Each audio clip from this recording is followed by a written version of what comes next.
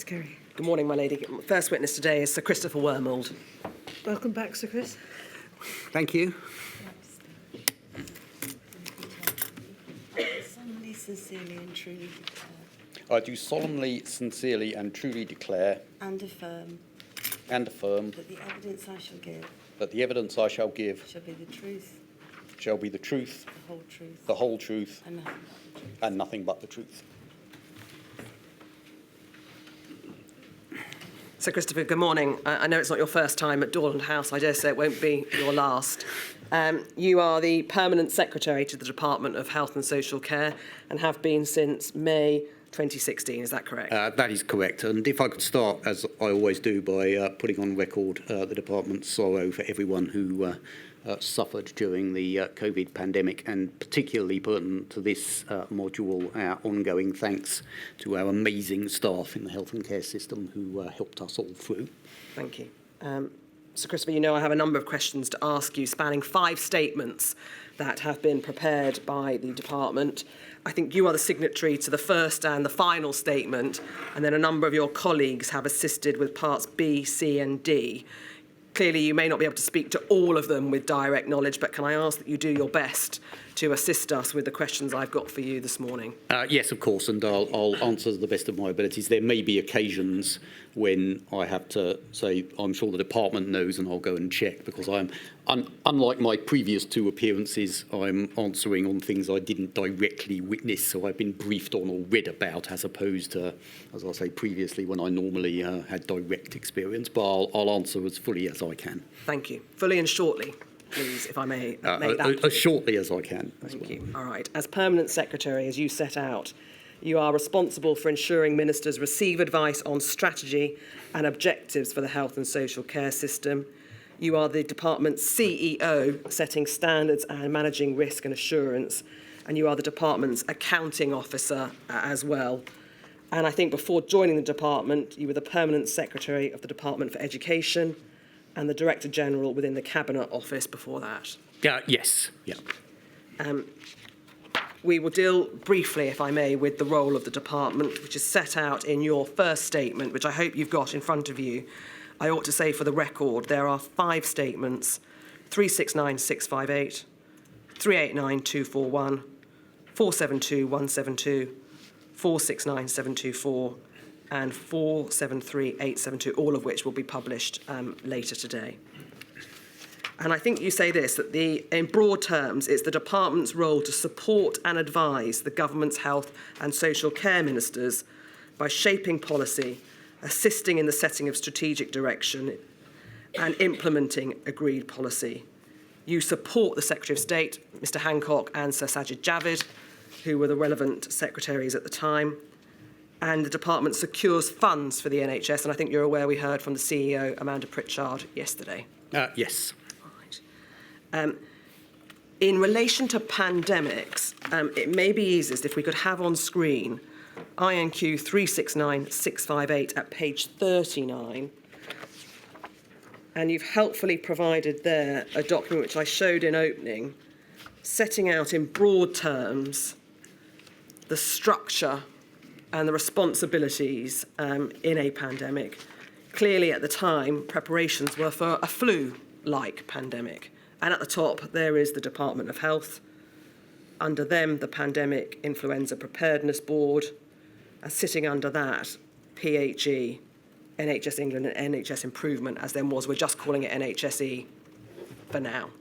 Yes, that's correct. So this is I thought, a very good document, in fact, produced by the National Audit Office as part of one of their reports, but we thought it summarised the different roles, as you say, for a flu pandemic, exactly, but actually it's true of it's true of day-to-day business of the NHS. The only thing I would add is some of these things are administrative arrangements, some of them are statutory. Right. So the role of NHS England and clinical commissioning groups and NHS providers is all set out in the governing legislation, and the relationship between the department and them is set by the legislation. Other things are non-statutory and therefore are at the discretion of the department as how we set them up, such as expert advisory committees and boards. All right. I think, in fact, I wasn't going to go through the statutory responsibilities. They're set out in the statement, but we can see there that Public Health England are responsible for managing the pandemic flu stockpile. Yes.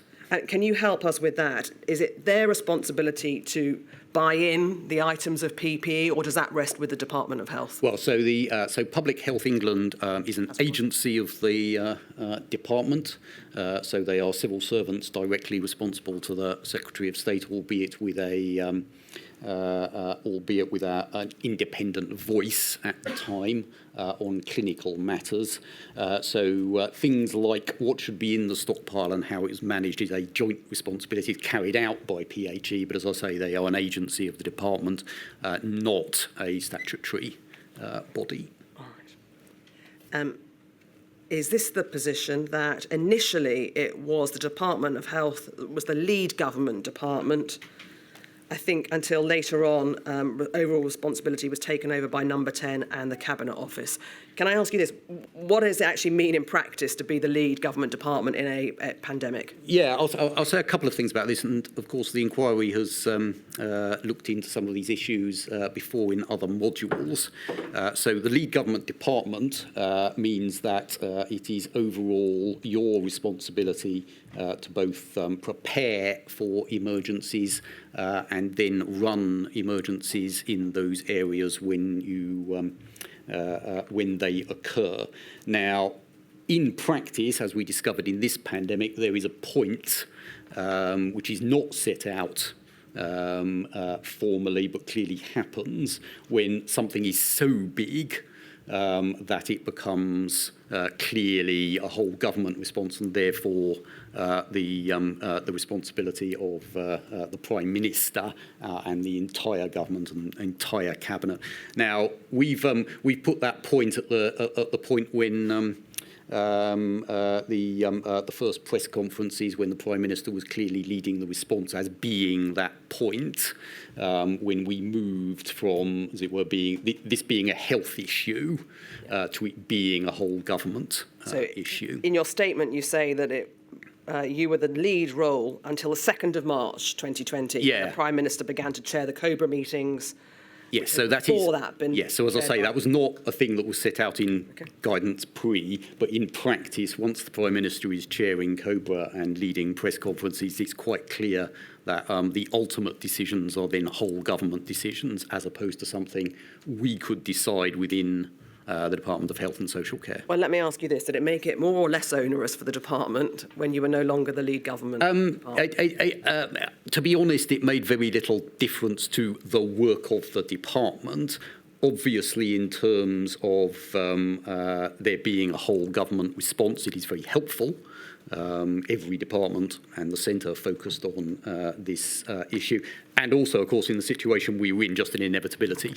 When it was the overriding issue of public debate and concern, of course, it was going to be prime ministerially led.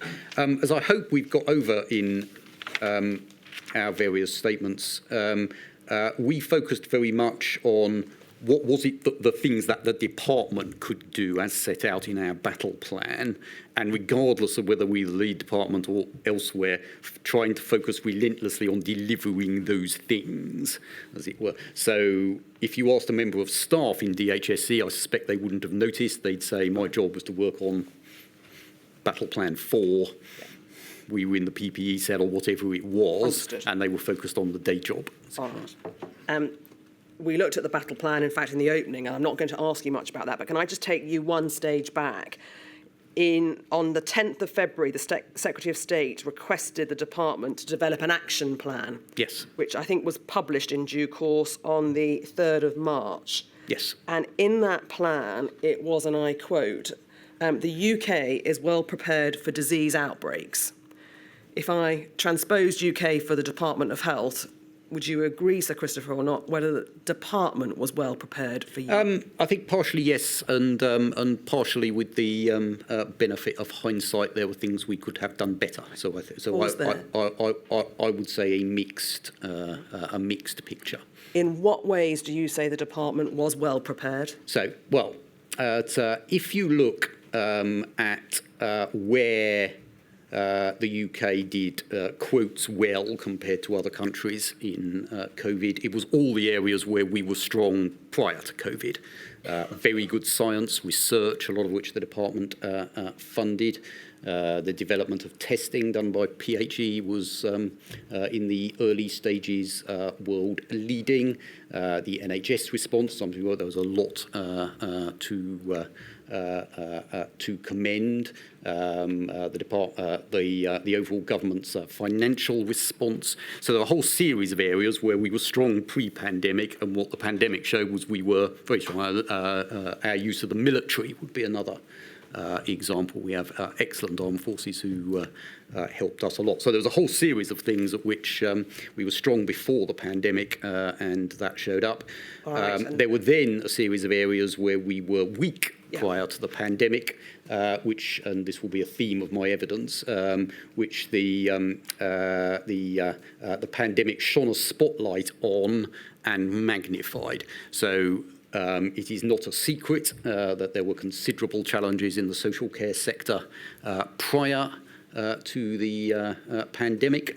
It's not a secret, and I would commend Lord Darcy's review of the NHS to the inquiry, that there were aspects of the NHS that were very challenged at the point of going into the pandemic.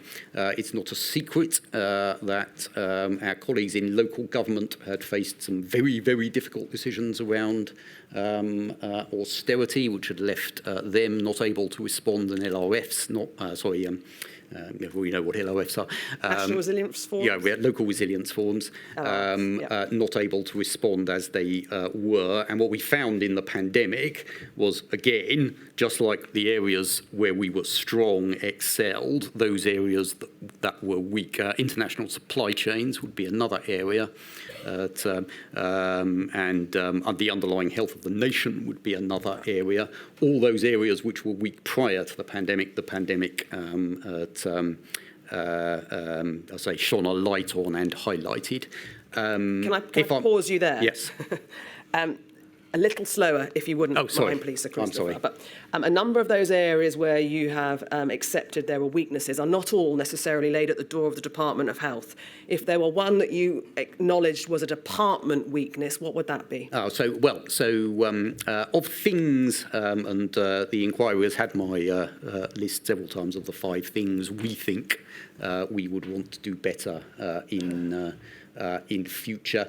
It's difficult to choose. I mean, we thought very carefully about what those 5 were, and they're built on the excellent technical report that I know the inquiry has, written by Professor Whitty, Professor Vallance, and many others. So it's a proper piece of work. It's difficult to pick one of the 5. If I had to pick one where we were challenged, it was the whole area of surge. Right. So now this is obviously personal opinion, but I think the first up response was very good, including, as I said, developing some of the first tests anywhere in the world.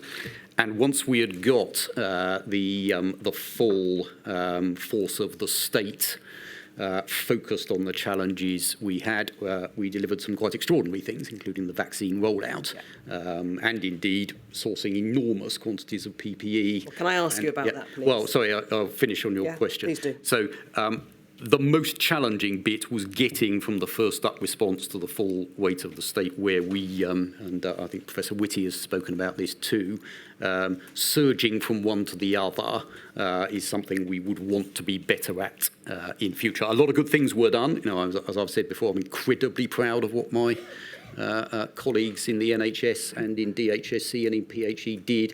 But if we were looking at something we wanted to be better at in future, it's that surge from one to another out of the 5 areas that I have talked to you about. Do you consider that the department had sufficient supplies of PPE as we entered the pandemic?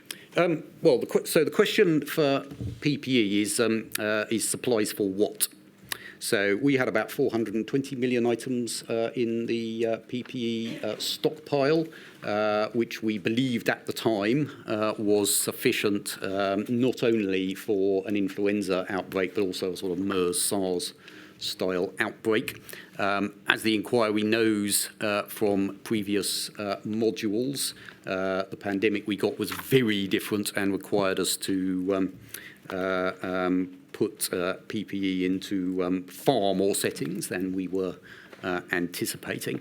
Now, where your question goes to, however, is would it have been possible to have a different stockpile? Now, we ended up using, I think, somewhere around 15 billion items of PPE.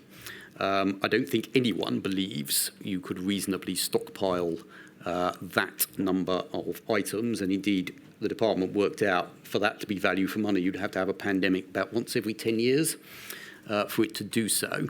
So it goes back to my surge point, and this is how we're looking at stockpiles now, is do we have enough to get us through the initial period so that you can get your supply chains in line? Now, the PIP stockpile that we had, the influenza one, Right, made I am going to pause you there, Sorry, because I yeah. want to be clear, although you're very familiar with this, those Yeah. that are following Module 3 maybe less so. Yeah. There are a number of different ways that PPE is procured by the NHS. Indeed. Oh, sorry, So I just yes. want to back up, Yes, if I may. Yes, let me explain. So, Can I just ask the question and then Yeah. Oh, you answer sorry. it? Yes. Is this right, that there was a stockpile of PPE held centrally known as the PIP stockpile? That's correct. Right. NHS trusts procured their own supplies as well, one of those providers being the NHS supply chain. Yes, that's right. So not as well. So the business as usual position. Thank you. Is that NHS trusts and indeed care providers and everyone is responsible for buying their own PPE, just as they're responsible for buying their own medicines, procuring their own doctors. So in the normal course of events, this is not something that government is involved in. And exactly as you say, SSCL is one supplier, the majority supplier, but one supplier. Yeah. We then hold an emergency stockpile of PPE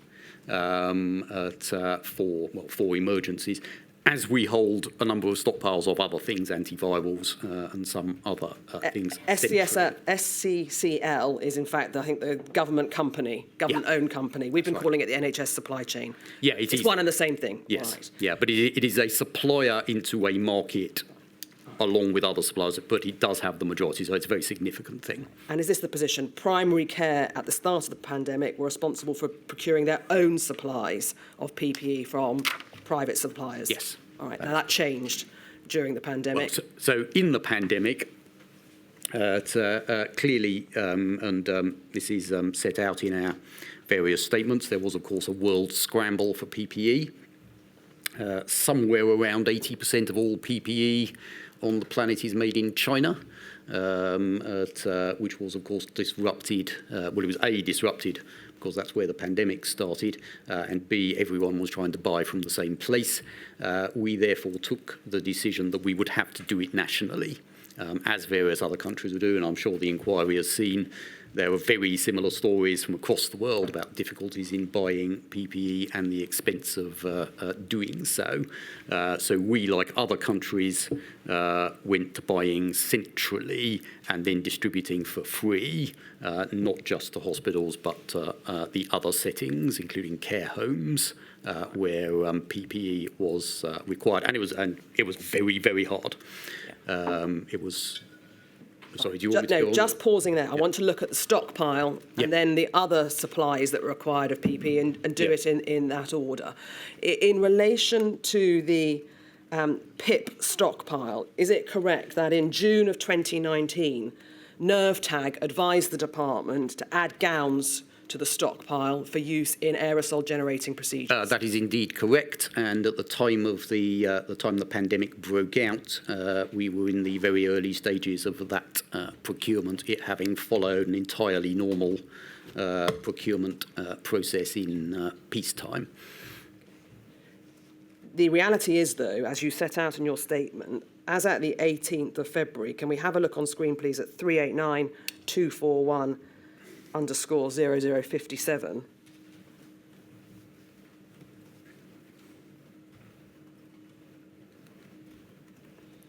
Having been advised in June 19 to get gowns, as at the 18th of February, there was not a single surgical gown, was there? Oh, no, absolutely. No, that's completely true. We were seeking to buy somewhere around 20 million gowns for the stockpile. As I say, it was following, and this was in peacetime, an entirely normal government procurement process, which was ongoing at the time that the pandemic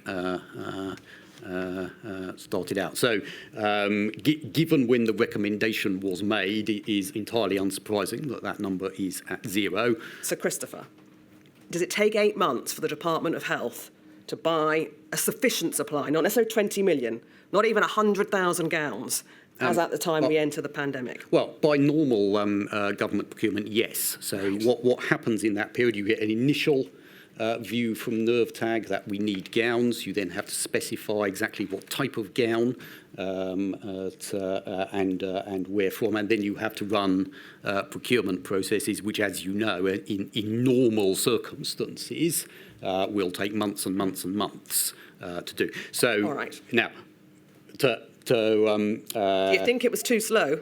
well, as I say, there was nothing slow about this procurement. Can you argue that government procurement is very slow compared to other ways of doing it? Yes, you can, and many people do. What I will say, though, is there is a trade-off here.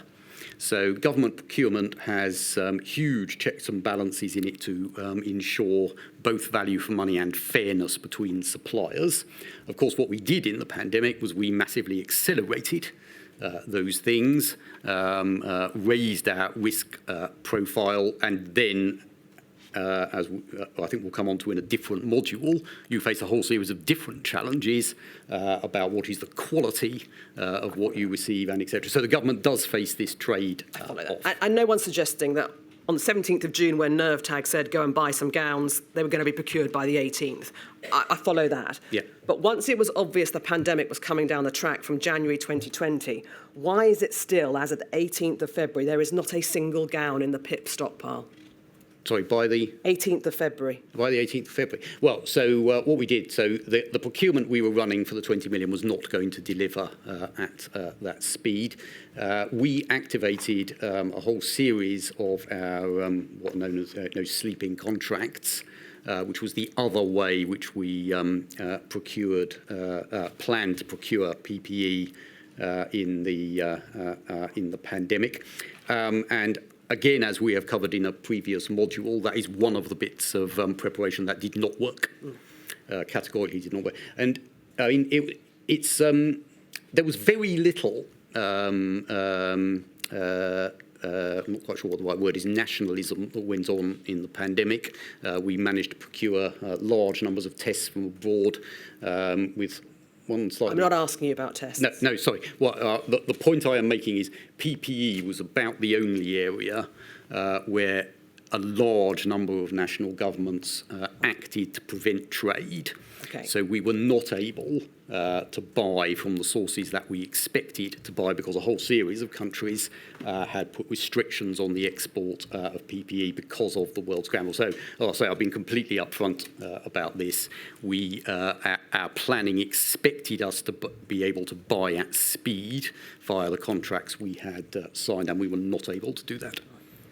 The NERVTAG recommendation was for gowns for use in AGPs, as this would bring the stockpile in line with standard infection control procedures for seasonal flu. And so putting the fact that no one knew back in June that the pandemic was coming down the track, by winter that year, you still didn't have gowns for an ordinarily predicted flu outbreak. Yeah, well, I mean, so, the government acts on the professional and clinical advice it receives. Yeah. So we had not received that advice from NERVTAG previously, for reasons I completely understand. And as I say, it was following a completely normal government procurement process. So no normal government procurement process would have delivered gowns for that winter. Right. And it was not planned on that basis. I mean, as I said before, there were many critics of how government does procurement from many points of view, including its timeliness. So I can't disagree with your general point. What I'm saying is there was nothing particularly different about this procurement as opposed to what the government does normally. All right. Can I look at the position outside of the PIP stockpile for a moment? Because I think in January 2020, NHS England requested a supply chain cell to be set up. And is this right, that in February, the department asked the supply chain cell to buy body bags, masks, FFP3 masks, and gowns? Well, the detail is set out in the department's statement, so I think that is presumed. But as I say, I'd refer to, I think we set this out in some considerable detail in our statement, so I'd refer you to that. But that's, I think you're basically right. Is this for supply of PPE outside of the PIP stockpile? Yeah, so as I say, the plan came in two parts. One, what you stockpile to get yourself through the initial period, and then two, speed buying, because I'll say no one can stockpile for everything you will need in an emergency. So this was the second part, as it were. So you're using up the PIP stockpile. What's supposed to happen is you're using up your stockpile as you put in place the long-term supply. Now, as I say, the PIP stockpile played a huge part in keeping us going. The building up supply chains, for the various reasons I've already explained, was far harder than we anticipated, and was a huge difficulty. Now, it was not the only difficulty, as we discussed before.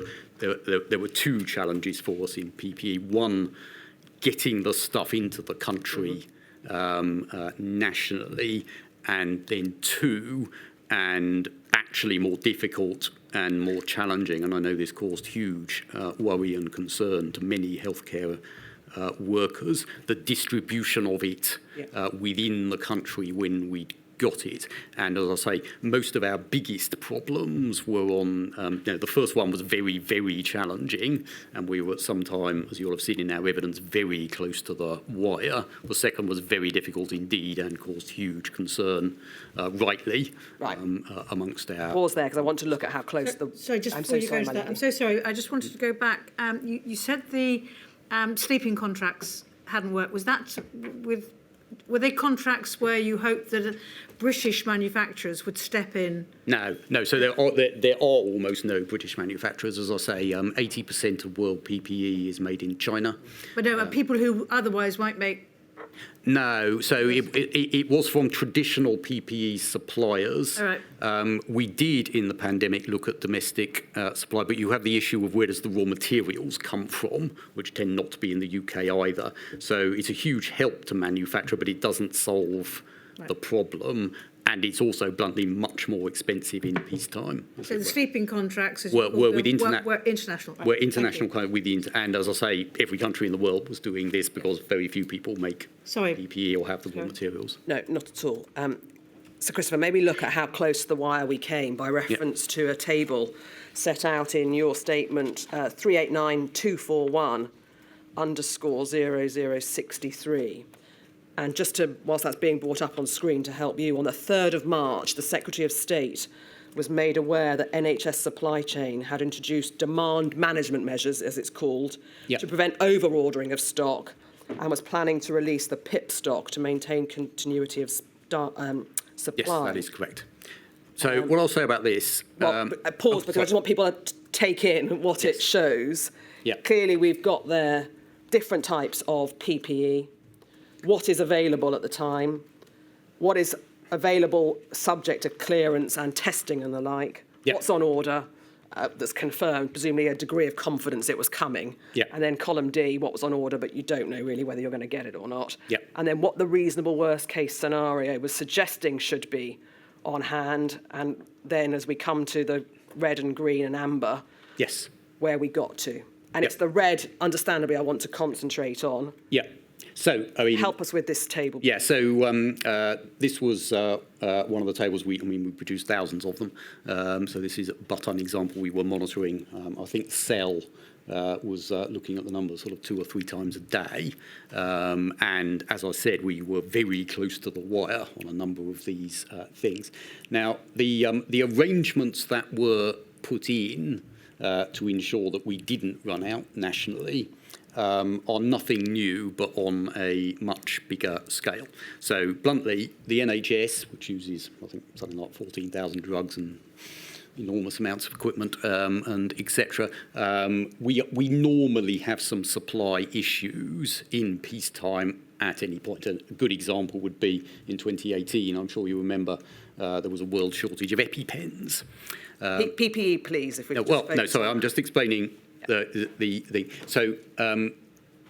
things that you do when you are short are exactly what you do here. You look for alternative supplies, you look to prioritise the supplies that you've got, you look for alternatives to things you run out with, and you demand manage in the way that you've described.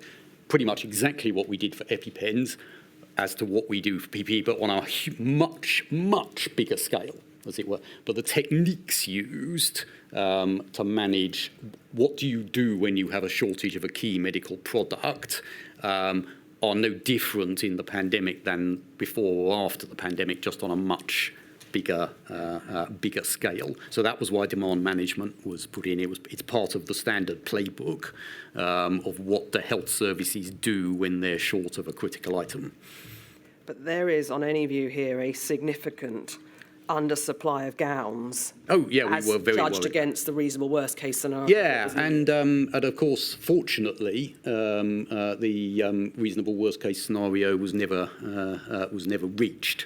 Now, the reason we plan on reasonable worst case scenarios is to be safe. It's basically, you know, the rough percentage is the thing that's 10% likely to happen.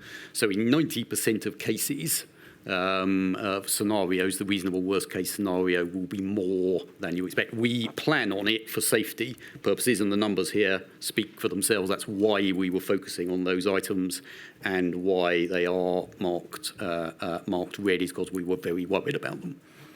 I understand that, but in relation to gowns, do you consider, Sir Christopher, that the failure to have gowns in the stockpile as advised at June 2019 came at a significant economic cost? Well, so as I say, the procurement was, it depends which way you look at your question. If we had had gowns in the stockpile, Yeah. that would quite clearly have helped. There's no doubt about that. Would it have solved the whole problem? Even if we'd had 20 million, that is, I think we used about 100 million gowns across the pandemic, so it would have met a proportion. Would I have expected, given the June 19 recommendation, to have gowns in the stockpile? No, I wouldn't, for the reason that I said. But obviously the basis of your question, would it have helped if we had had gowns in the stockpile? The answer is quite clearly yes. A gown in 2019, I understand, was 33 pence. And between February and July 2020, that rose to £4.50. Yes. So that failure, whether it's systemic or just naturally as the slowness of the government machine procurement process, came at a significant financial cost, didn't it? Well, so I don't accept your word. I accept your description of the situation. I don't accept the word failure. How would you describe it? It was the playing out of normal government processes. I accept, of course, your general point that the more things you have bought before the stockpile you have in the stockpile, the cheaper to think. But government faces a balancing act here, and I'd refer you to the evidence that George Osborne gave in Module 1, that there is a choice between how much money you spend on preparation, and there is a lot you can spend on preparation, and having secure finances that allow you to deal with whatever crisis it is when you deal. And that is a choice government faces. Right. Now, the UK government chooses, and I think various witnesses have said this already, to run its health services with very little spare capacity. That is a choice. It saves money in peacetime. It gives us a huge challenge, but it does mean, as I say, as George Osborne pointed out, that you have resilient finances that allow you to, given that you don't know what crisis is coming. So I agree with you to the extent that that is a choice that governments make. All right. Now, put the economics to one side, if you may. But do you consider the department's inability to purchase gowns for the PIP stockpile is likely to have contributed to the acute shortages IPC guidance that was published on the 17th of April 2020? So, as I say, had we had, it is self-evident that had we had 20 million gallons in the stockpile at that point, say the pandemic had happened later, that would have significantly improved our position. But as I say, you cannot, and I don't think anyone argues that you can stockpile your way out of these challenges. It makes the surge bit much easier. We would still have had to buy 80% of the gallons that we needed on the markets at the price that you say. So it would have eased the position quite clearly. Couldn't argue with your analysis at all on that. It would have eased the position had we had gowns. Would it have, quote, solved the problem? No, it would not. All right, the question I asked you was, do you consider the department's inability to purchase those gowns is likely to have contributed to the need for that acute shortages guidance? Is it a yes or a no, Sir Christopher? I don't accept the word inability. It was following a normal process. The question, had we had gowns, would that have been better? The answer is clearly yes. Had we had gowns, do you think we would have needed the acute shortages guidance that came into being on the 17th of April? I don't know is the straight answer. As I say, it would clearly have improved our position, but would it have solved the problem? Well, I would say it's there's no counterfactual, so I can't really tell you. But as I say, the basis of your question is, of course, correct. If we had had gowns in the stockpile, that would have been better. We know that England had to receive 25,000 gowns from Northern Ireland the day after the acute shortages guidance came out, and the chief nursing officer was clear that that guidance caused real distress to the nurses on the front line who were made to reuse or sessionally use gowns. Can I just ask you whether, on reflection, you think that the purchasing of gowns is evidence that the DHSE was well prepared for the disease outbreak? No, so that is I hope I've been quite blunt about what we think went well and what didn't go well. We have certainly reviewed how we do stockpiling since the pandemic, given what we have learned.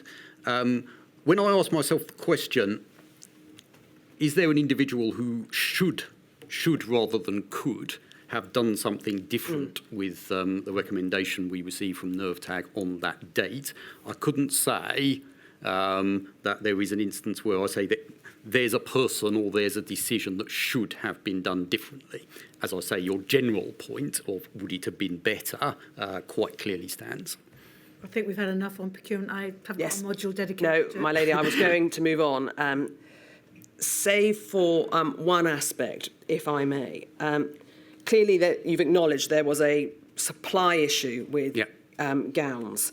And on the 10th of April, there was a PPE plan published by the Department of Health. And can we have up on screen, please, INQ 40 50008_14. So this was published on the 10th of April.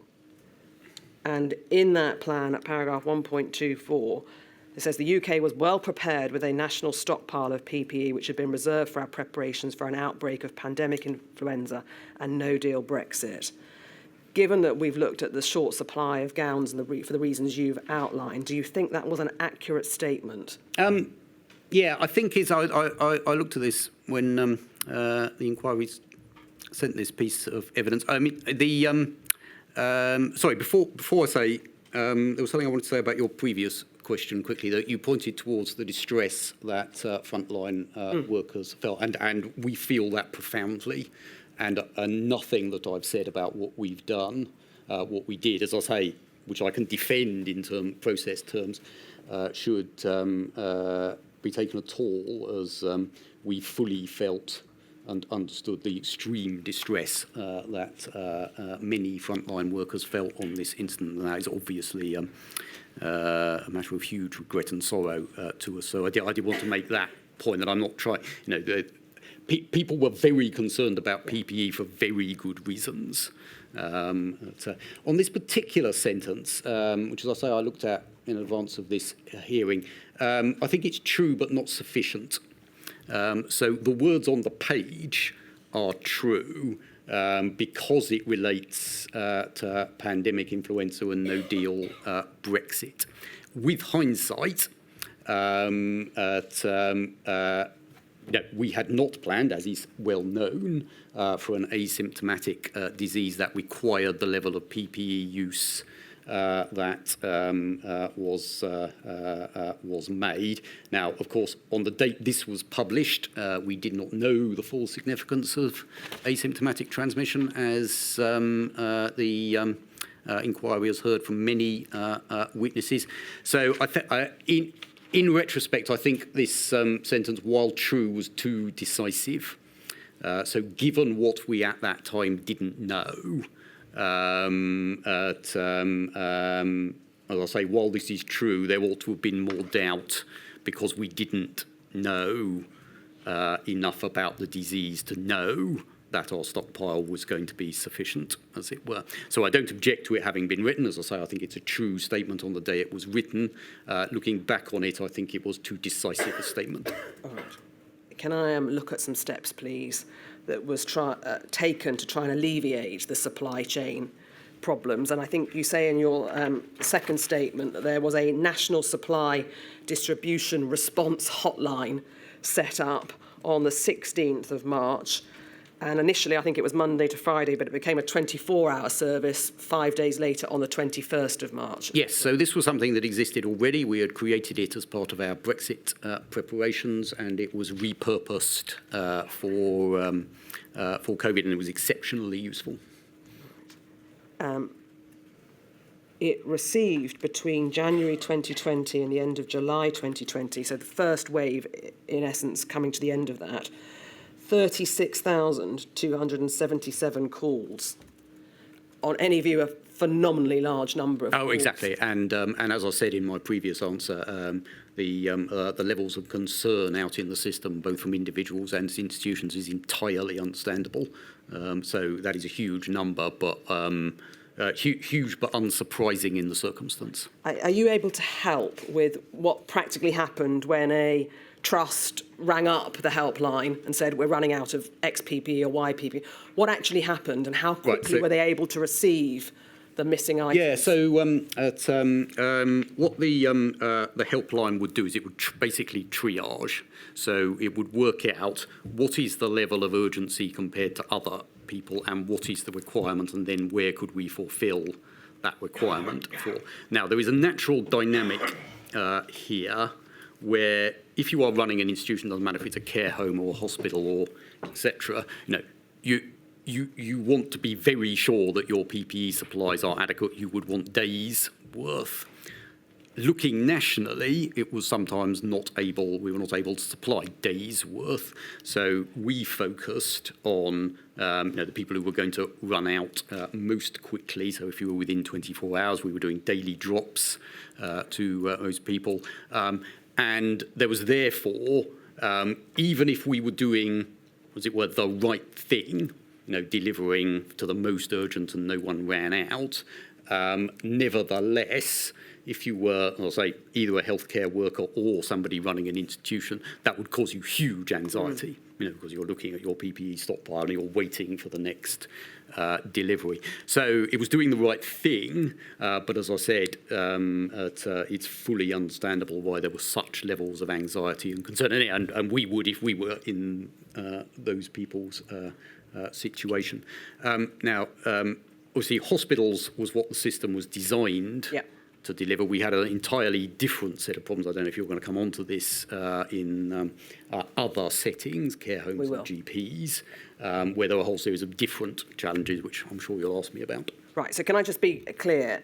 People calling in to the hotline were from a variety of different settings, healthcare, primary care, social care. Understood. So they're not all hospitals ringing saying... No, and of course, hospitals are big players. They have their own supplies and they're big institutions, and they're able to do the kind of compensatory measures that we did. Obviously, much more difficult if you're an individual care home, much smaller scale, not used to doing these things. Can you help? How many call handlers were there, do you know, operating the NSDR? I think it is. It may well be in our statements. I don't have the number. I can find out the number. Thank you. I ask you that because could we have up on screen, please, INQ 339-335_01. There are what are called the hotline COVID-19 disruption reports. Yeah. This is the one from the 26th of March at 1 o'clock. Can see there a large amount of detail provided in the report, but it's the NSDR call data that I'd like to ask you about, where we can see that on this day, at this time, what the position was for the preceding few days. And calls arrived, approaching 2,000 by the 19th of March. But it's the calls abandoned that I wanted to ask you about, Sir Christopher. Clearly, there's approaching 500 calls abandoned on or around the 19th of March.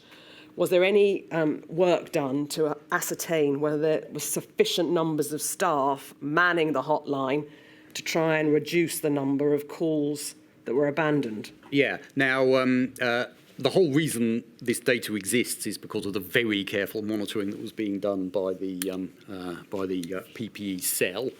This is exactly the kind of management data you would want and expect to see, and particularly as you have done to identify calls abandoned. Now, the interesting thing about this graph is, most call abandoned, the people actually call back, as it were. How do you know that? Well, I mean, that is that is a very fair question. I don't know for a fact. One would assume they would call back. But now, the interesting thing about this is, so you get a call spike, the first call spike, which leads to a number of calls abandoned. There's then a second spike, 23rd of March, where you will see the calls abandoned remains absolutely flat.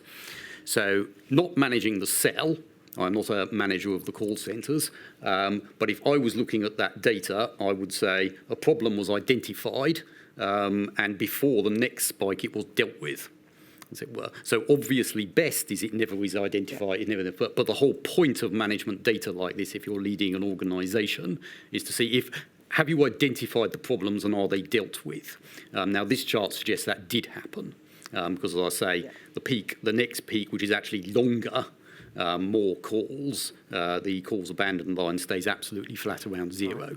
Now, so would it be better if you never got the calls abandoned in the first place? Yes, of course. But if you were leading an organisation, you would see that as management saw a problem and clearly had dealt with it by the time of the next spike. Pause there. Two things. It's my own fault for asking you the question. I think I asked about how many advisors you had logging the calls, and it actually says at the bottom of the page, as at the 19th of March, there were 65. So that gives us an indication of the numbers potentially involved. But can I ask you, in your capacity as Permanent Secretary, how often were you receiving reports of the demand on the disruption report hotline? Sorry, on this, so I wouldn't not. I mean, so as you know from our evidence, we have thousands of types of chart like this monitoring different types of thing. So what I would expect as Permanent Secretary, and indeed what happened, is not that I would review these charts myself and second guess the leadership of the individual, far more than I do. I would expect, and this happened on a number of occasions in PPE, for the people who were leading the cell to, when there were problems, to escalate them to the extent of telling me about them. Not normally because it would then be for me to deal, but because I and ministers, and indeed in many cases the Prime Minister, needed to know where there were problems, partly for public explanation and also to see if we could help, as it were. So I would expect, and I think you'd find this from any leader of any sort of organisation, that they wouldn't be viewing this level of detail themselves. I just wanted to get a sense of at what stage are you brought in to sort out problems? So brought in, isn't it? So. And this is true of any organisation, but it's particularly true of health and care. The biggest leadership question is who is best placed and has the knowledge and competence to deal with this problem best. Is it a clinician? Yeah. Is it an expert in the area or whatever? And then what things do need national escalation to somebody else, as it were. So the chances of me better knowing how to run a call centre than people whose expertise it is to run the call centres is zero. Can I ring up, and I did this on, I think, one occasion, ring up an organisation that also runs call centres in government, I think it was either DWP and HMRC, and say, can you help us?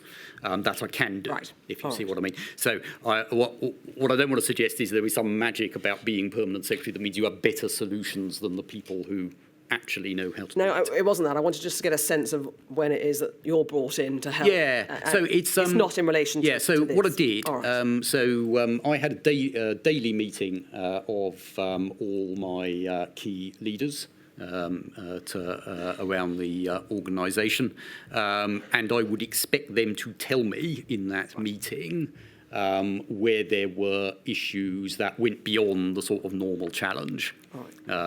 We've got a particular problem with X, Y, and Z, and we moved resources around as a result of that meeting, depending upon where the spotlight was. So that would have been my main mechanism for knowing. I mean, obviously, I did look at a lot of data, but the main thing is, do the leaders in that area escalate the problems? All right.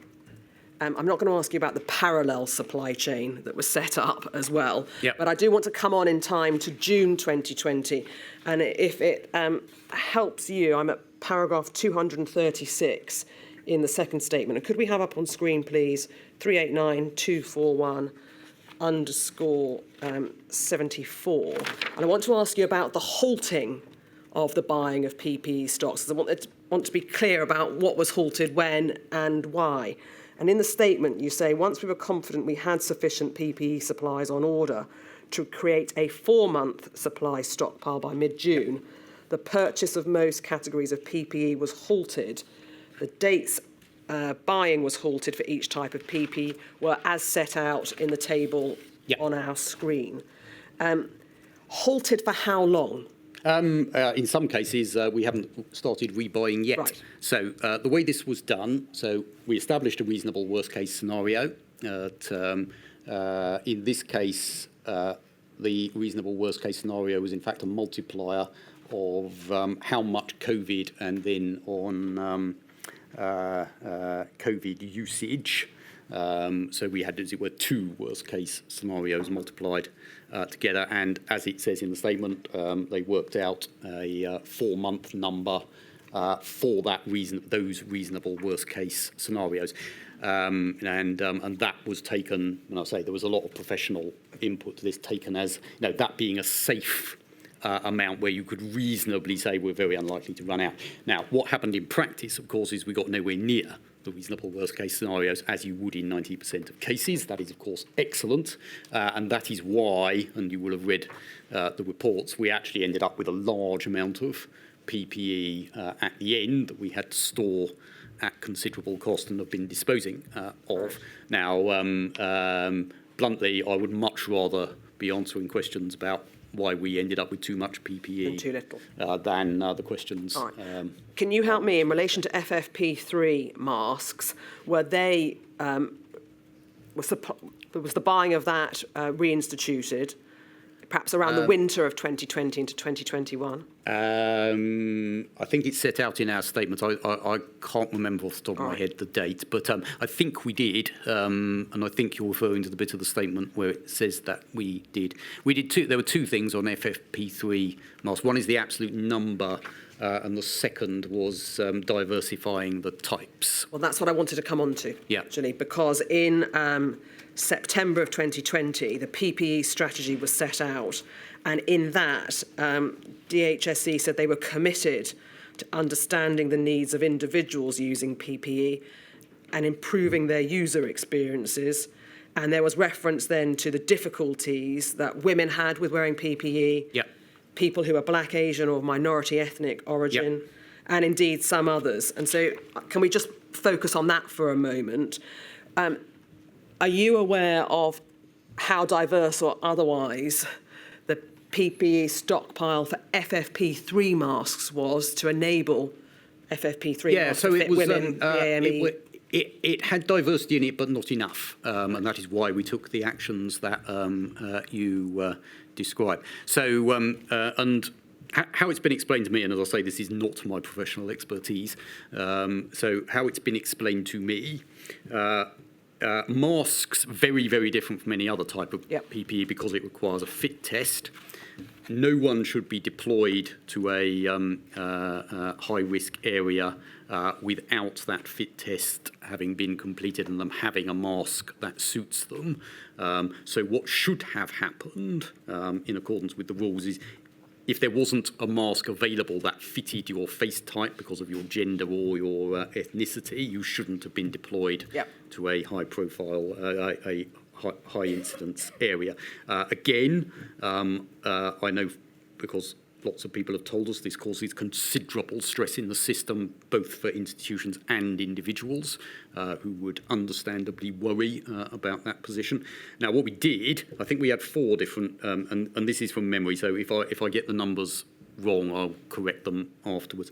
I think the original stockpile had 4 different types of FFP3 mask, and we expanded that, I think, to about 20, particularly, and the cell looked at this in considerable detail around the ethnicity questions. So again, with hindsight, obviously, the sooner we had done that, the better. But we did it in response to the concerns that were raised with us. Would obviously have been better had we done it quicker. And the current stockpile, does that have a sufficiently diverse range of masks to cater for gender, ethnicity? I think so. Again, I will check exactly how what because it's been constructed slightly differently. I'm 99% certain yes, but I'll just check the last % for you. One of the things you say in your statement is that the department set up what are called customer engagement panels through staff groups with protected characteristics, including those from different ethnic backgrounds. And obviously in those forums, PPE provision was discussed. When were those engagement panels set up? Do you know? I can't remember when they were set up, but was it pre-pandemic or during the pandemic? I think the ones so we do a lot of consultation anyway. And then we of course set up a whole load of things specifically for COVID. I think the specific groups you're talking about were specific to COVID, but the issues have been identified very early. So the Chief Medical Officer, as you know, asks for the Kevin Fenton report on the effects of ethnic minorities on COVID, not just of PPE, but more generally. And those issues were identified, and that's why that thing was set up. On medical equipment, this is another area where there were concerns pre-COVID, which were massively highlighted. So I'm going to come on to pulse oximeters. No, so I was going to medical equipment. Well, I was going to make a more general point because it does apply to PPE.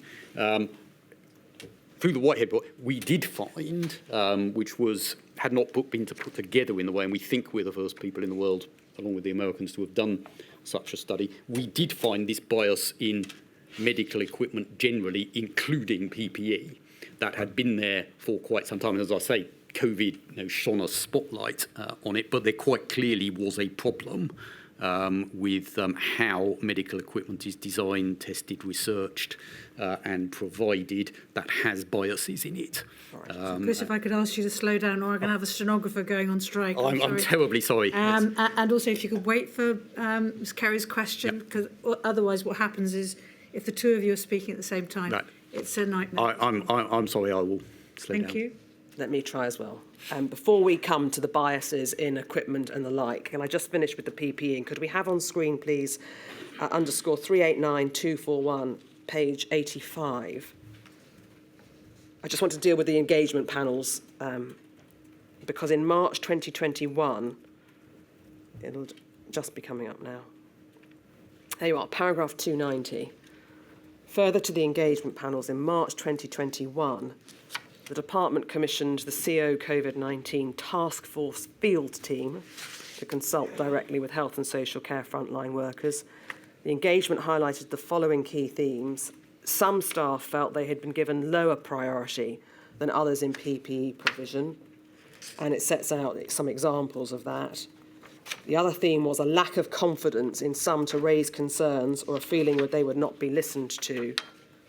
And if we go over the page, reports that the fit of the PPE should have been better, the range more varied, and a request for approved clear masks, and a request for greater agility in future emergencies. Those concerns having been raised in the engagement panels or in the work of the task field team, what did the Department of Health do to address each of those 4 concerns? Well, so the first thing to say is none of that would have surprised us. Many of these issues existed pre.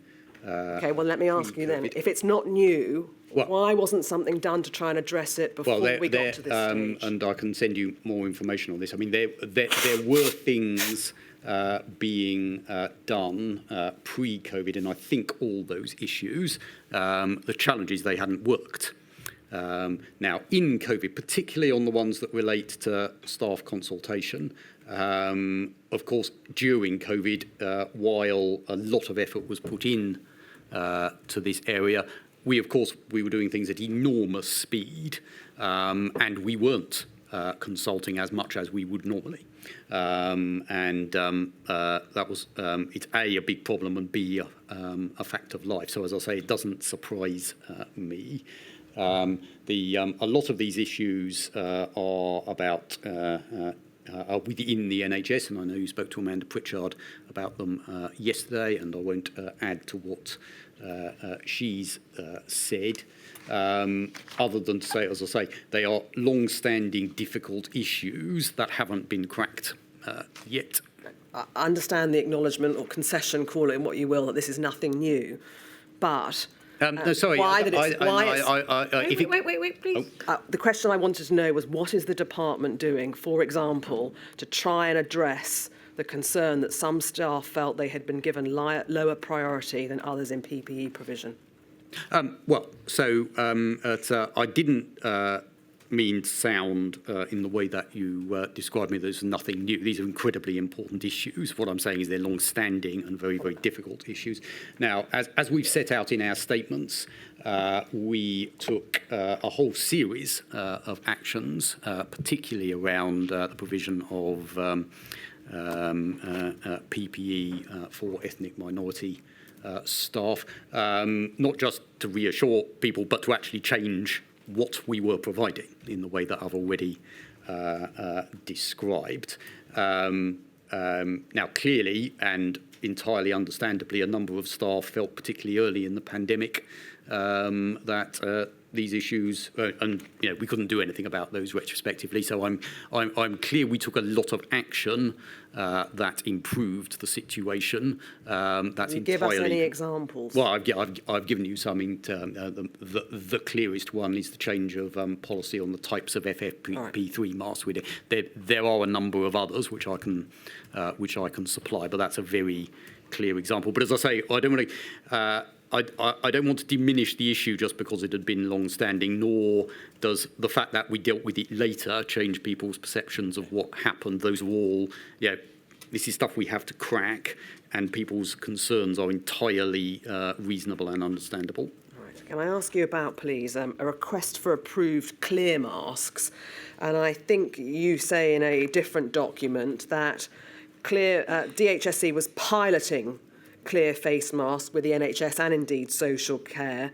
The idea was that they could see through, they would be anti-fogging, and obviously aid communication with those that require lip reading or are better assisted. Are you able to help with what was the result of the pilot? This is something that, as I understand, so two things. So, as it has been explained to me, because this is not one of the areas I know or have witnessed myself, the supply in the pandemic was simply not available. And lots of people wished, including us, wished to buy clear masks, but there were none to buy, bluntly. Which I think is why we were piloting it. And I'll check the exact position now and come back to you. I think progress is being made, but I'll check exactly what and come back to you. Thank you. Can I come back to the biases in medical equipment and in Yep. particular ask you about pulse oximeters? Yep. You set out in the statement from the department that you were aware of the concerns that were raised that the accuracy of pulse oximeters detecting oxygen in people with darker skin was questionable, to say the least. Yep. Can you help now? Were you aware of these concerns prior to the pandemic? I say you, the department. I certainly wasn't. There had been it had been raised by people, not specifically with the department, and it was known about publicly. So to that extent, everyone knew. It was not an issue that as far as I'm aware, the department was dealing with or taking action on prior to the pandemic. Right. I wouldn't particularly have expected the department to, prior to the pandemic, we're an organisation of, I think, 1,600 people. These are operational questions and would be one of a number of operational questions. But so I'm not aware the department was taking any action on that issue. Right, now, we are aware that the NHS Race and Health Observatory published, I think, in March 2021, a rapid review about pulse oximetry primarily and racial bias, and it made a number of recommendations. And then in November 2021, the department conducted its own independent review. Can I just ask you, was the department's independent review anything to do with the recommendations made by the Race and Health Observatory? It wasn't, as I remember, it wasn't a direct recommendation. So this was it was something that the then Secretary of State, Sajid Javid, made a sort of personal mission. He was very concerned about the situation. He, as I remember, discussed it with his American counterparts and launched the review as a result, which, as I say, I think is the first such review done anywhere. And the findings were, well, I mean, you can read the review as well as me, stark. Yes, I'm going to come on to the findings. The terms of reference for the review ask that consideration be given as to how the UK should drive forward, their words, not mine, international standards on health equity in medical devices.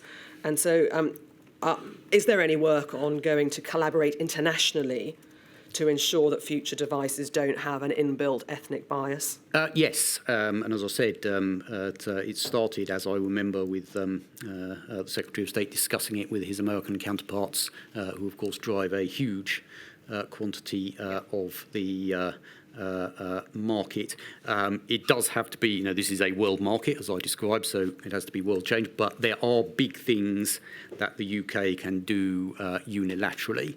The biggest single thing is the change that the MHRA, I understand, has made to make the approval of medical devices one of the questions being about the inclusiveness and the research base on a variety of different characteristics before they approve. So we've made, and I'll say this is probably the biggest thing, a specific regulatory change about those devices that we regulate. But as you say, the world market will have to change to actually solve the problem.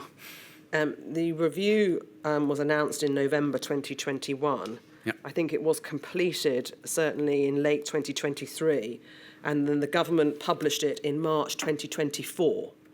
Yeah, so the government took the decision, and this was an explicit decision, that it wished to publish the report at the point it was ready to respond, so to set out what the government would do, as well as the problem definition that the report, and that took till that time. I mean, I should say, although, as I say, the issues were highlighted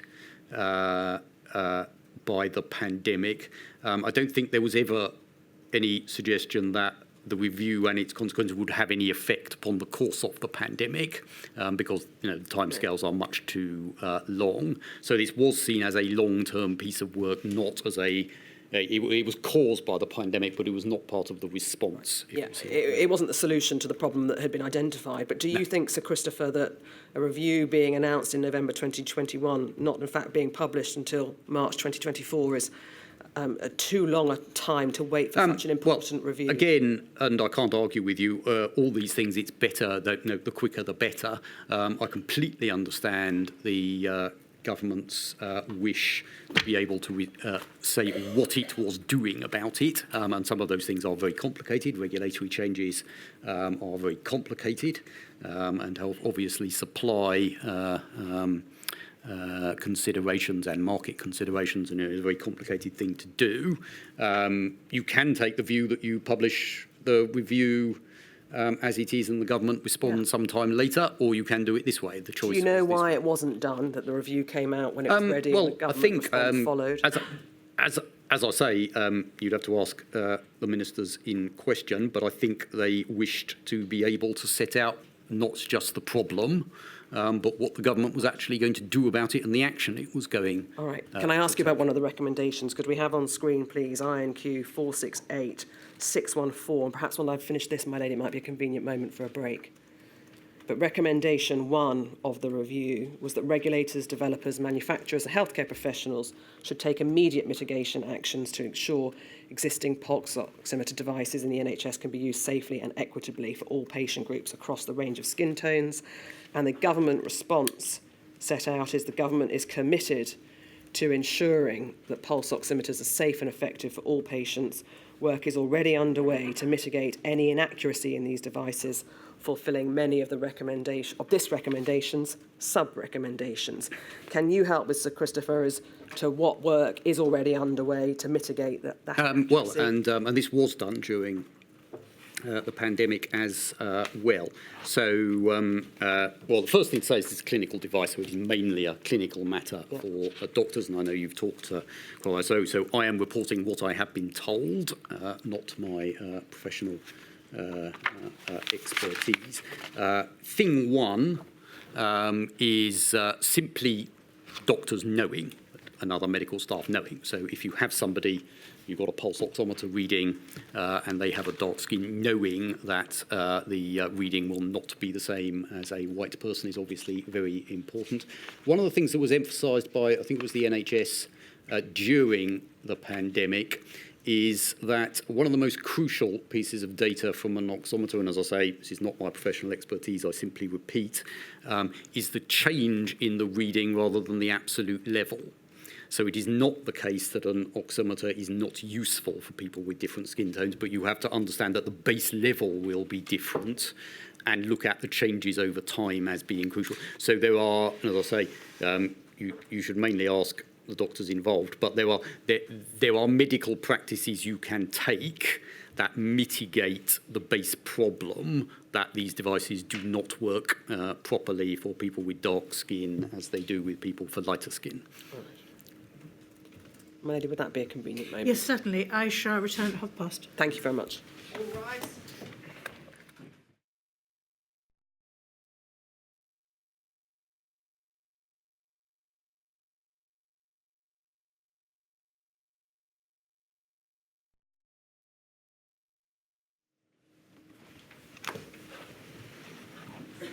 Scary.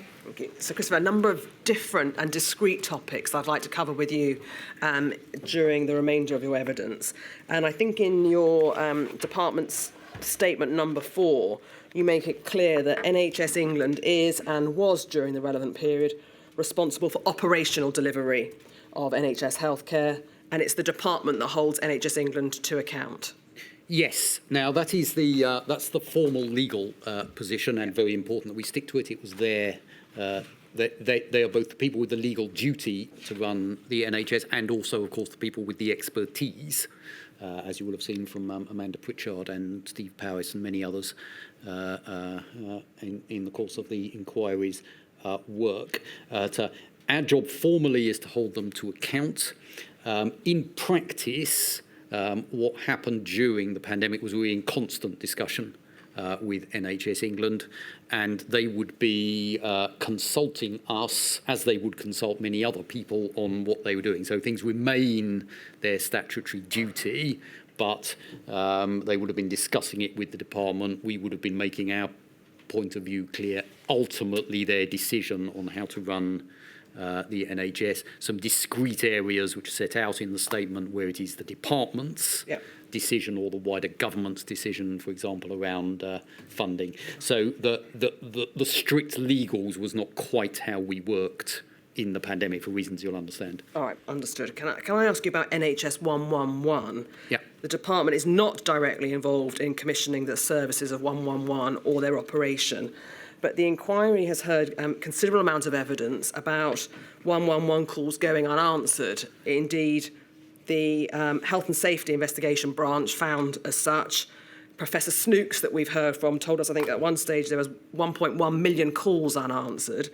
Did the department play any role in monitoring the performance of NHS 111 and, in particular, the sheer volume of unanswered calls? Not specifically, no. I am sure those issues would have been discussed, would have been identified by NHS England and discussed with the department. We would have known about them. But in terms of monitoring and activity, that would be for the NHS. All right, and does it follow, therefore, from that last answer that you're not aware that the department had to step in and ask either NHS England or Public Health England to review the performance of NHS 111? Not that I recollect, no. Okay. Can I ask you about shielding, please? In the statement, it sets out that letters were the main form of communication for those who ended up on the shielding list. Can I ask you this? In current climate, was any thought given to the use of email as a way of communicating with those who were shielding? This was a programme, as you know, that was the lead responsibility of my colleagues in the Ministry of Housing, Community and Local Government. We were a significant contributor. But the issue you raise is one that the NHS faces all the time. We do give consideration to email. Of course, not everyone has an email, and in particular, many elderly and vulnerable people do not, which is why we continue and they continue to use letters, because you normally have the address, frequently not the email, and you don't know whether it's checked, as it were. So I understand the difficulties here, though it wasn't our decision. Understood. All right. The statement says that text messages were also sent when shielding was extended in late June 2020. Yeah. The inquiry's in fact heard of text messages being sent much earlier, back in March, when the shielding programme was got up and running. Are you aware of why there is potentially only reference to texts being sent in June, if in fact people were receiving them much earlier? No, I don't think I can explain that. Okay. And in February 2021, the National Audit Office published a report on protecting the clinically vulnerable. Yeah. Some of the recommendations by that report were for the department. Yes. And I'd like to look on, please, at INQ 40/59879, underscore page 27, start with. This was taken from the report, which sets out the various data that went into creating the shielding patient list, coming from various sources, hospitals, GPs, medicines data, maternity data, and the like. And then in due course, the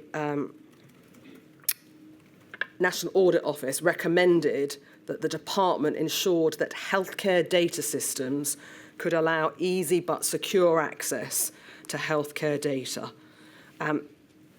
Is work ongoing in that regard? And if so, yes, what? a huge amount of work, though it's very... the first thing I should say is that we signed off the National Audit Office report as being accurate, and we did a Public Accounts Committee hearing on it, and we thought it was a very strong report and gives a very clear statement of what went well and what could be better.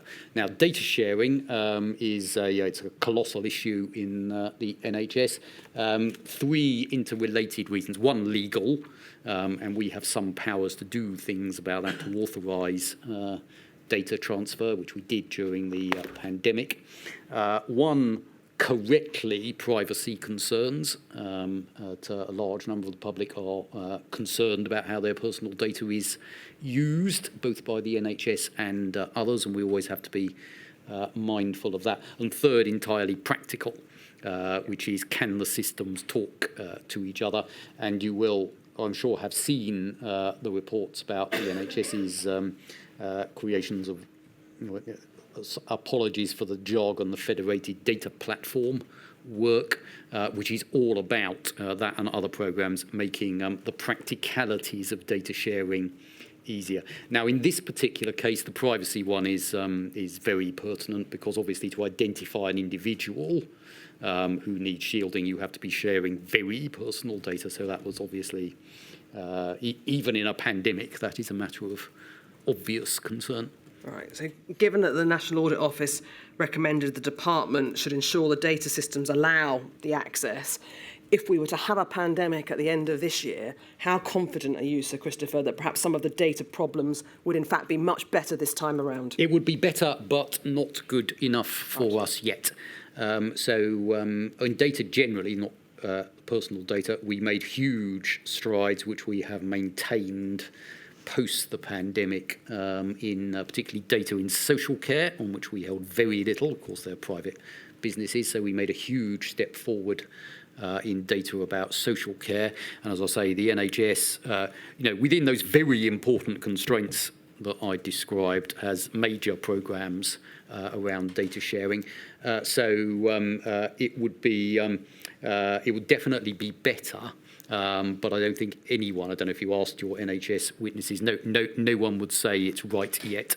No. All right. Can you help with a timescale for when you think it will be good enough? No, not really, because it's one of those circumstances where technology and the world moves on at such pace that the challenge is continually it's continually evolving. So if you take an example like genomic data, very, very important in the treatment of disease, could not be more personal. People are entirely understandably very concerned about the sharing of their genomic data, vital for health. So as that becomes the thing, our challenge will change, and I'm sure there will be technological advances both in IT and in the medical world that will continue throwing up those challenges. Wearable tech is obviously creating a lot of data. How is that shared, etc.? So I don't think it will ever be perfect.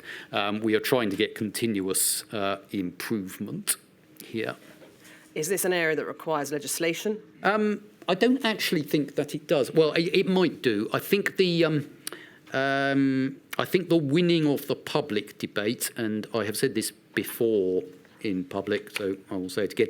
I don't think either government or health or the technology industries have done enough to recognise people's concerns about privacy and to deal with them, and to explain, bluntly, that there are some trade-offs here.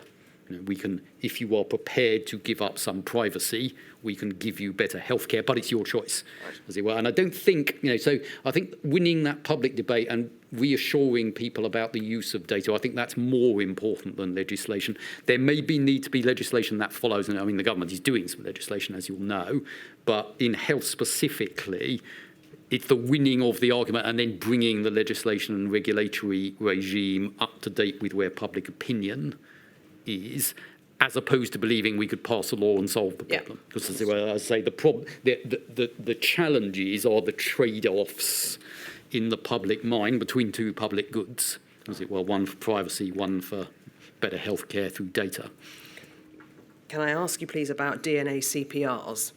Yes. In your DNR CPRs. DNRs, or we call them DNA CPRs, right. Do not resuscitate orders Yes. or notices. Yes. The statement from the department sets out that during the early stages of the pandemic, there were concerns raised that there was blanket use or inappropriate use. And when you say early stages, are you able to help Sir Christopher as to when the department became aware of potential I think it was very, inappropriate very, use? well, I mean, there's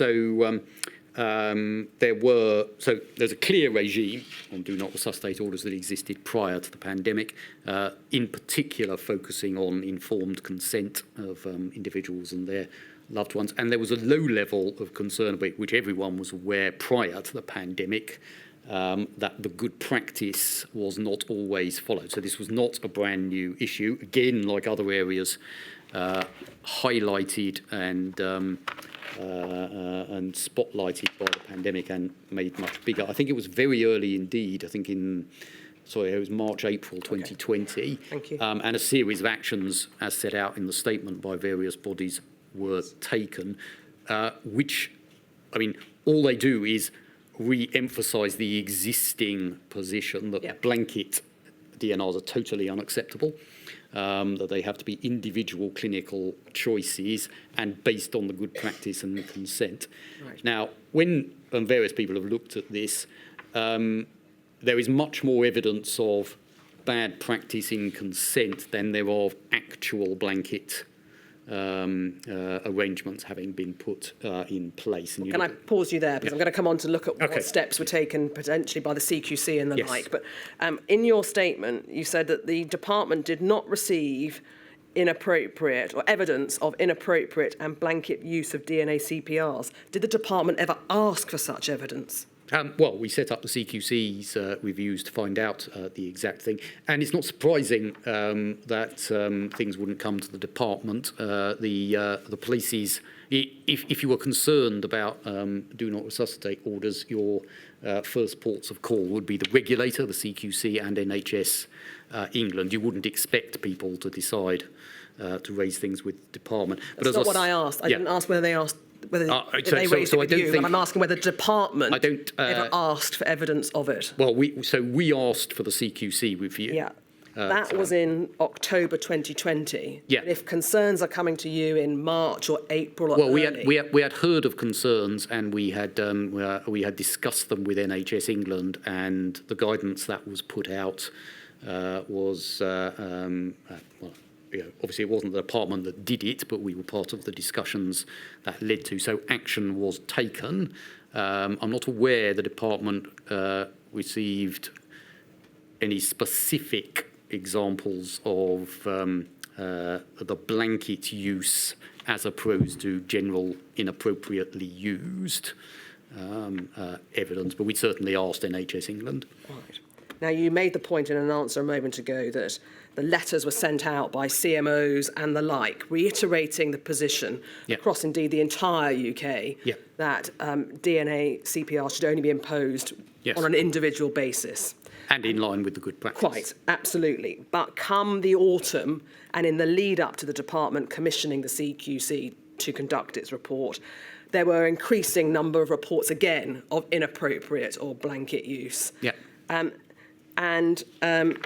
Can I ask, please, that it's put on screen INQ 000478-907?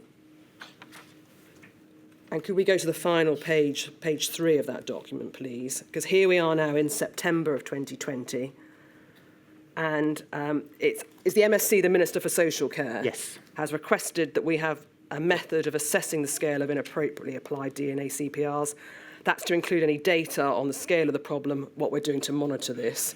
And the Minister wanted a submission setting out what the position was. And if we go back then to page 2, I think in short, there were questions being raised in Parliament about it. And there was an issue in short with not being able to quantify the extent of the problem. And can we go to page 1, please? Thank you for the information. To add further to the Commission for the sub below to provide different options for assessing the scale of DNA sub, please see the readout from the Quad meeting. Secretary of State is that raised the issue of blanket DNRs. Simon Stevens, the then CEO of NHS England, asked for details as this should not be happening. Chris Wormold noted that we need to be able to say publicly and in Parliament that this is not happening. Did you know whether it was happening? No, sorry, that was my whole point, and the whole point of this conversation. So it's the NHS's job to deal with this issue, as the presence of Simon Stevens makes clear. My view here is not controversial and was widely held, that there ought to be a total zero tolerance, and that's what Parliament and public would expect, that we had a complete zero tolerance of any blanket bans. And then Simon Stevens makes his slightly caveated point, but it was an issue for the NHS to take away and deal with, and you would have expected Simon Stevens to do so. And as I say, the NHS, as I understand it, took a series of very important actions in this area. If you didn't know whether it was or was not happening, can you account for why this note of the meeting doesn't say that in terms? Well, the whole point of the meeting, as I think you've now taken down the previous page, was held because questions had been raised about whether it was happening. That was the point of the meeting at all. Some might read this as you being more worried about being able to say it wasn't happening, irrespective of whether it was or it wasn't, that the optics are what you're worried about here, Sir Christopher, not the actual reality on the ground. No, not at all. We are required, ministers and we are required to tell the truth, and in particular tell the truth to Parliament. My point was that Parliament and the public would expect there to be a zero tolerance to this, and that it shouldn't be happening, and that we needed to get to the position where we could truthfully, in line with our requirements under the Ministerial Code and the Civil Service Code, truthfully say to Parliament that it wasn't happening. Simon Stevens then correctly sets out a slightly more caveated position, but I don't think, well, you could ask him, but I don't think Simon would disagree with my position, which was a general position, that there ought to be complete zero tolerance of this, and that the public and Parliament would expect the government to be able to say that. So this was not a concern by you, more of an appearance than... No, we had huge concerns. I mean, you'd have to ask clinicians, because obviously this is a clinical thing. My lay reading is that the guidance given is very clear indeed about what good practice and not good practice is. And just like every other area of clinical practice, you would expect clinicians to be following the guidance. And reports that they were not doing were taken incredibly seriously. And I say you've got a Secretary of State meeting here with the Chief Executive of the NHS. That was its level of seriousness. Everyone was very, very concerned about the situation indeed. I mean, generally and personally, I mean, anyone, I think, can probably put themselves in the shoes of someone who has a relative who has an inappropriate do not resuscitate order, and how you would feel. And then, of course, in terms of national policy, the position, as I say, was very, very clear, and people should have been following it. All right. The interim report from the CQC identified that there was evidence of unacceptable and inappropriate DNA CPRs being made at the start. Yeah. And indeed concluded that it was possible in some cases inappropriate DNA CPRs remained in place. Once the CQC had published their interim findings, can you help with what action the department took to address the concerns raised by the CQC? Well, of course, the biggest action we took was to commission the report in the first place, and it is, in the end, a matter for the regulator, the CQC, to regulate the system. That is their statutory responsibility. So the most important follow-ups are for the CQC and for the NHS itself and the medical professions, because, as I say, this is a clinical matter. Our job, and you said at the beginning, holding people to account, is to continually press for action and updates on this issue. As I say, I don't think there was any one I am aware of in the national system, be it CQC or NHS England or anyone else, who didn't take this issue incredibly seriously. So I don't. My recollection is it's not something the department had to press people to action on. It was making sure that action was effective, and as I say, that there was zero tolerance of bad practice. In due course, the CQC's final report was published in March 2021, Yeah. and that resulted in a ministerial oversight group Yeah. being set up. Yeah. And the terms of those we can read for ourselves. But I'm asked to ask you, did the department take any steps once the CQC's final report had been published to ensure that DNA CPRs were being made on an individual basis? Well, I mean, the actions are as set out in the CQC report, importantly, as you say, with a ministerial oversight group. The actions of which are set out in our statements, I won't repeat them, and that was the action that fell to us. As I said before, I detected absolutely no lack of willpower on the basis of anyone working in the centre to deal with this issue. I haven't met anyone, clinical or otherwise, who doesn't have the same view that bad practice in this area is unacceptable. And certainly, as far as I could see, everyone was putting their shoulders to the wheel to deal with the issue, which isn't to say there aren't terrible cases where it doesn't, where it continues to happen, but I don't think that is due to the lack of willpower from any of the national bodies. Okay. New topic, please. The life assurance scheme that was announced on the 27th of April. This is in your third statement from the department. The scheme was announced, I think, on the 27th of April 2020. It provided, in short, a £60,000 lump sum for the families of those who had were covered by the scheme, who had contracted COVID at work. Yeah. And included in that, I think, were pharmacies, if the pharmacist was based in a hospital or a GP setting.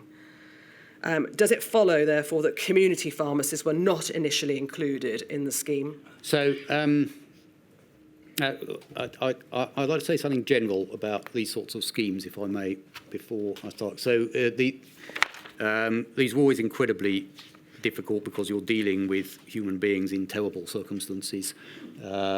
And government schemes always, as you know, work by criteria and rules, and there are always people who are very deserving who fall outside those rules. And it is just an awful problem with government schemes of these sorts, that regardless of where you draw the line, there are people just the other side of it, and you have to feel for those people. So it's always an incredibly difficult issue, this one.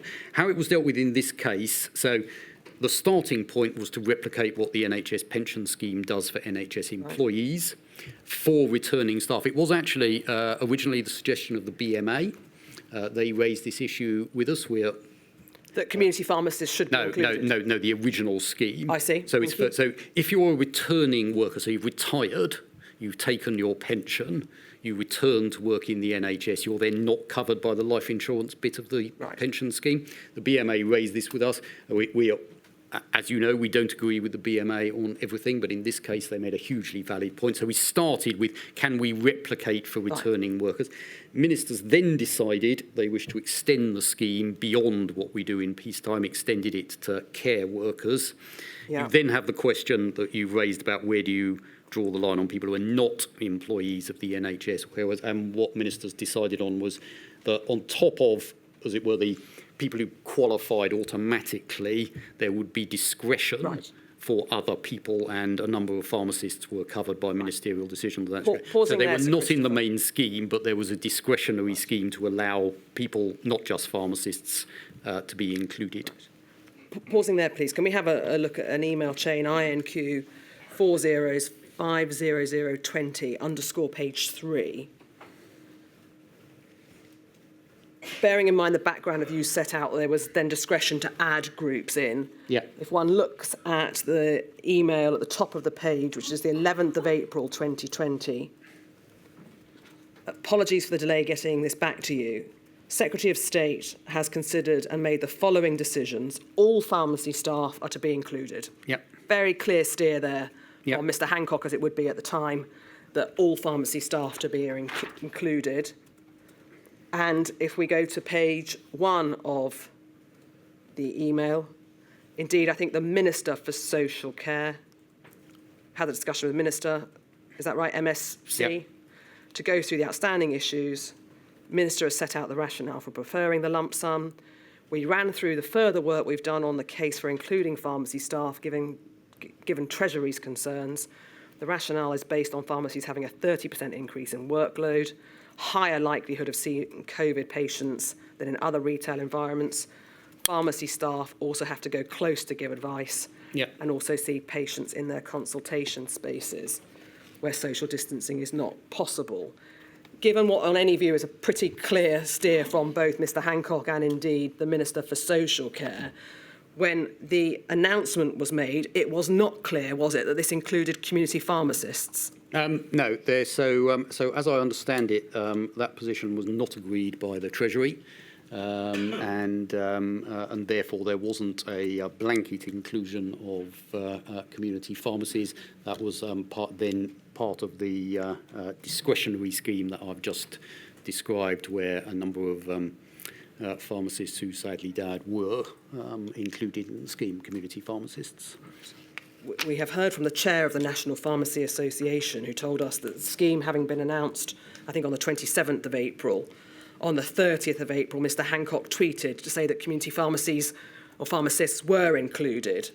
And whilst he acknowledged the quick turnaround, he said it was demoralising and demotivating for that not to have been clear from the start. Is the problem here lying with the Treasury not agreeing the funds, or a miscommunication, or what is it? Well, I think a bit of both. So we could have. So I think. So the first thing to say is I think that, as I say, wherever you draw the line, there are terrible cases where you morally think we should pay on the other side of that line. So having a discretionary scheme that allowed you to pay money to people who didn't qualify, I think is a very good idea, not just for this scheme, but generally for the reasons that I described at the beginning. And I think as I'm not, I don't think I've read the tweets in question. I don't think they were in my evidence pack, but no, they're not. I just summarised them for you. Yeah. In short, there was a turnaround that included yeah, I mean, the pharmacists. if Mr Hancock believes it could and should have been communicated better, I wouldn't disagree with him. But as I say, I haven't viewed the tweets myself. And as I reiterate the point. This was a much more generous scheme than the thing we did normally. That still, because you draw a line, means there are people the other side of the line, and these sorts of, very difficult stories, and that does make it also very difficult to communicate.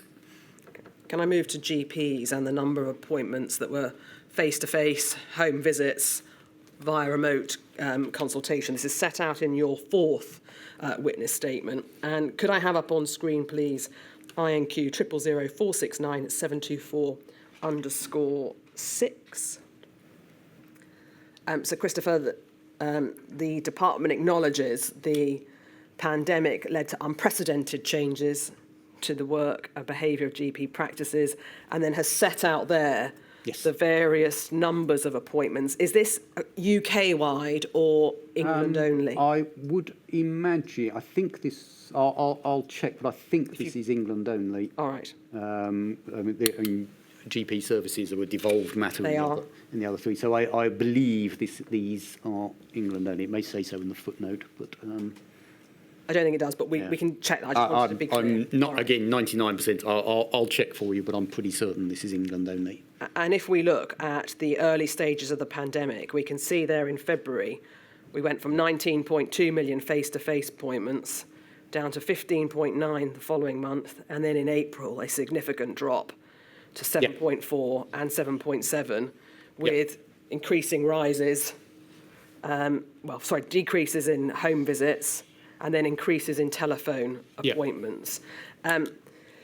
Was that part of a particular policy that the department was involved in?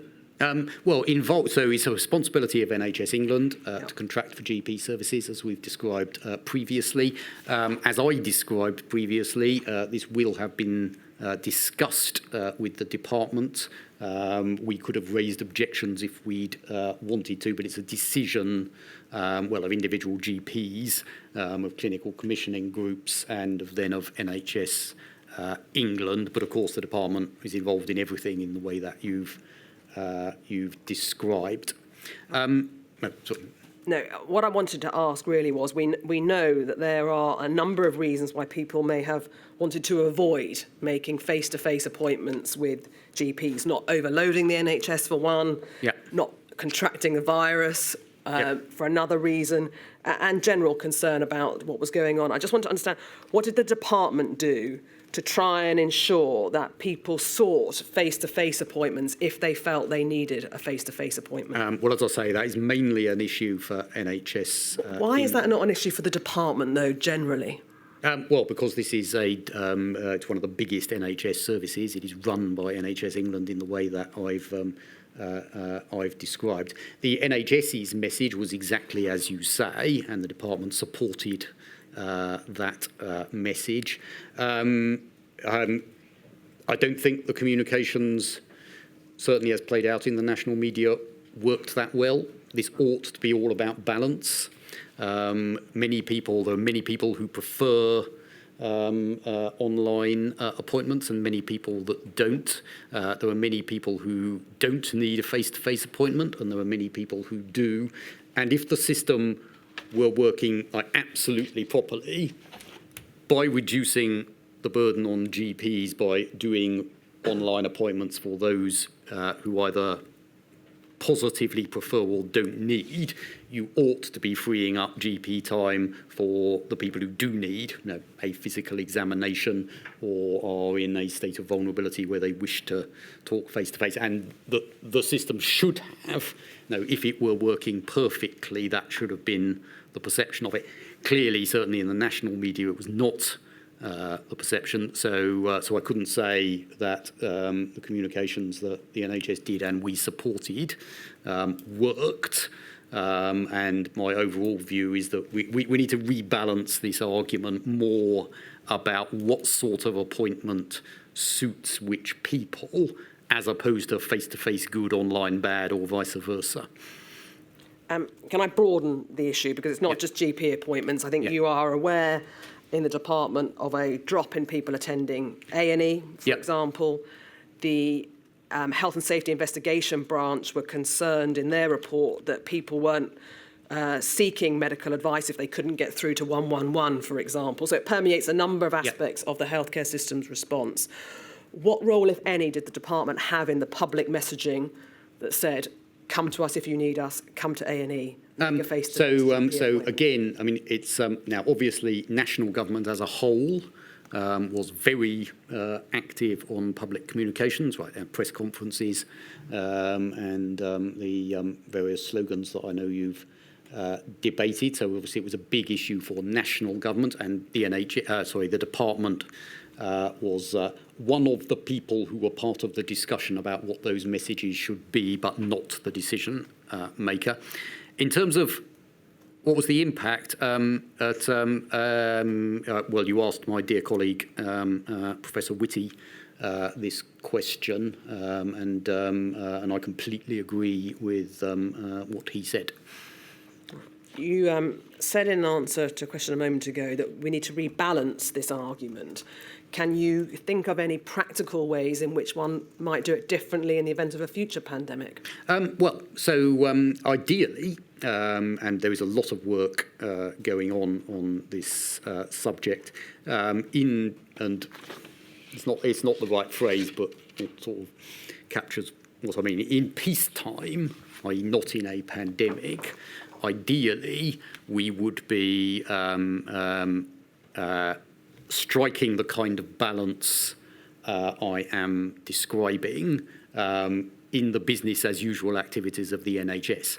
That those people who want to access it digitally via the app or via other digital services can do so, that reduces pressure on face-to-face services, which can then focus on those people who need face-to-face services. Now, so my view, I mean, obviously we learned a lot in the pandemic on this subject, and so did the NHS. But if we can get those sorts of balances right in peacetime, that will put us in a better position when the system comes under pressure in a crisis, whether that's a pandemic or any other sort of crisis. Can I move to your final statement, please, Sir Christopher, and what is termed the lessons learned statement by the department?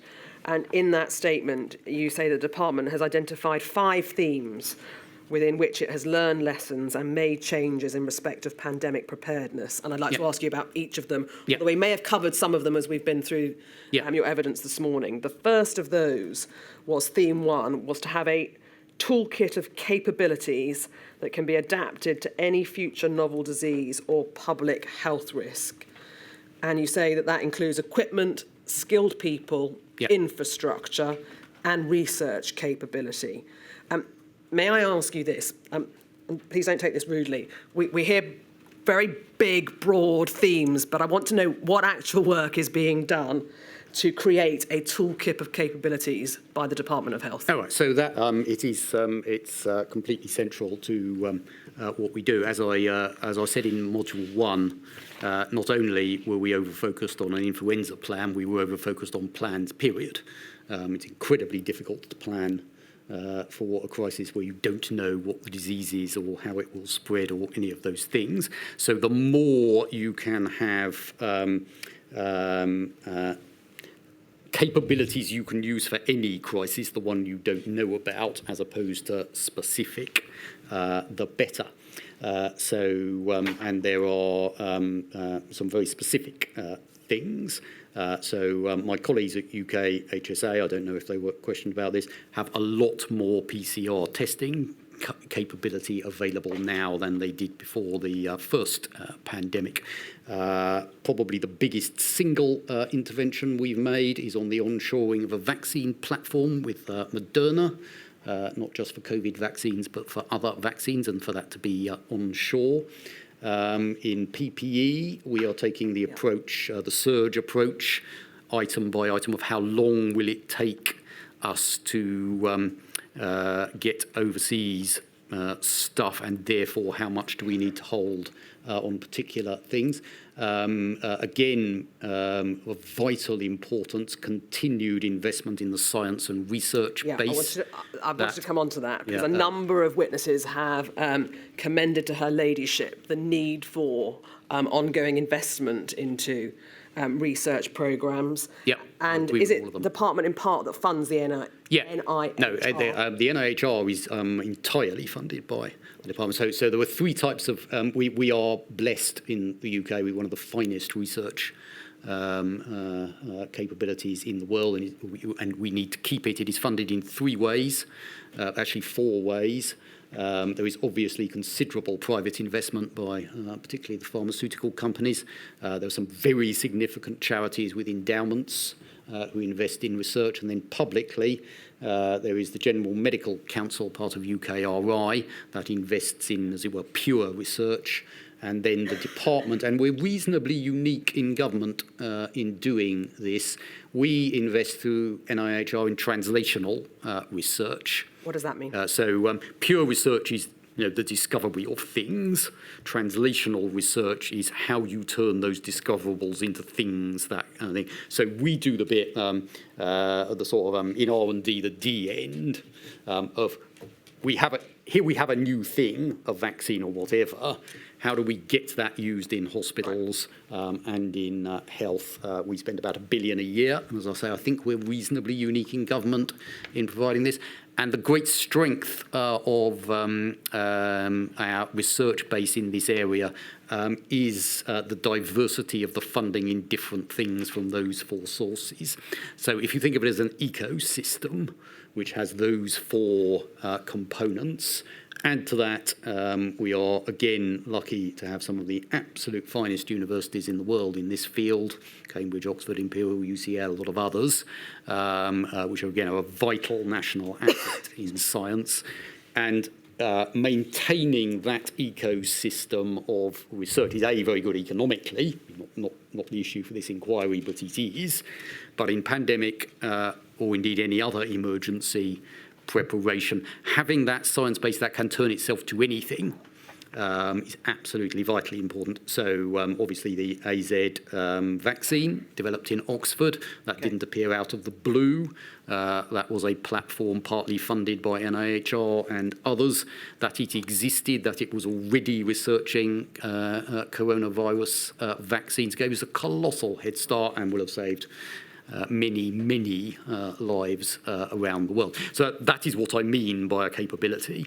So again, and many of my answers in this area will be the same. There's a lot of progress. Are we where we would want to be? No, it is a continuing thing. But as I say, the science base absolutely key. Can I just ask a question? I appreciate I'm going to be having a test and trace module, so forgive me if this question comes out of the blue. But at the very beginning of your evidence, you said that one of the strengths was testing. The research into creation. Exactly. You meant producing the test. Yeah, so very specifically. Yeah. So we... No, just pause the question. I do Sorry. understand. You mean the fact that we developed the test. But one of the problems when the pandemic struck was that we didn't have the test and trace capability that could be scaled up quickly. Yes. Public Health England could only do so many tests a week. Yep. And a pandemic, you need to do thousands a day. Yeah. So what are you doing to make sure that we have the capability to be scaled up with test and trace? Yes, this is mainly a question for my colleagues at UKHSA. I don't know if you discussed this with... We didn't, probably because the team thought, because I got a separate module, but Oh, right, well, as you raised it earlier... Yes, we might pick it up. So there is what's your initial testing capacity? This is assuming that you can actually develop a test for whatever it is. So in the last pandemic, HIV, it of course took years and years to develop a test. So first thing, you can't assume that just because we were able to test for COVID quite quickly that would be the case in the next pandemic. And then you have the general and the specific tests. So PCR tests are used for many different diseases. If you could just, I'm so sorry to interrupt, Chris, but everyone's got limited time, so I Yeah. mustn't allow too much time to myself. Yeah. If you could just focus on what are we doing about having the necessary infrastructure to be able to put into place swiftly a scaled-up system of test and trace? Immediately... Assume we've got the test. Right. So immediately, UKHSA has reported to me that they can do around 10,000 PCR tests a day as opposed to 1,000 that we could do pre the pandemic. That's obviously a very big difference. I'll confirm the numbers with, as I say, my UKHSA colleagues are the experts. And then they are working with industry about how you scale up from there. Because obviously, I think we got up to about 2 million tests a day, which, as I say, no one can stockpile for, and that is about industry capacity to create LFD tests of the type that we all took. Now, there are lots of steps in that which may not be possible in a future pandemic. You may not have a test, you may not be able to create an LFD test or whatever, but it's the work done by my colleagues on UKHSA, both on their initial testing capacity and that surge bit that I would point you to. Thank you. Sorry to No, not at all. take you to a different module. No.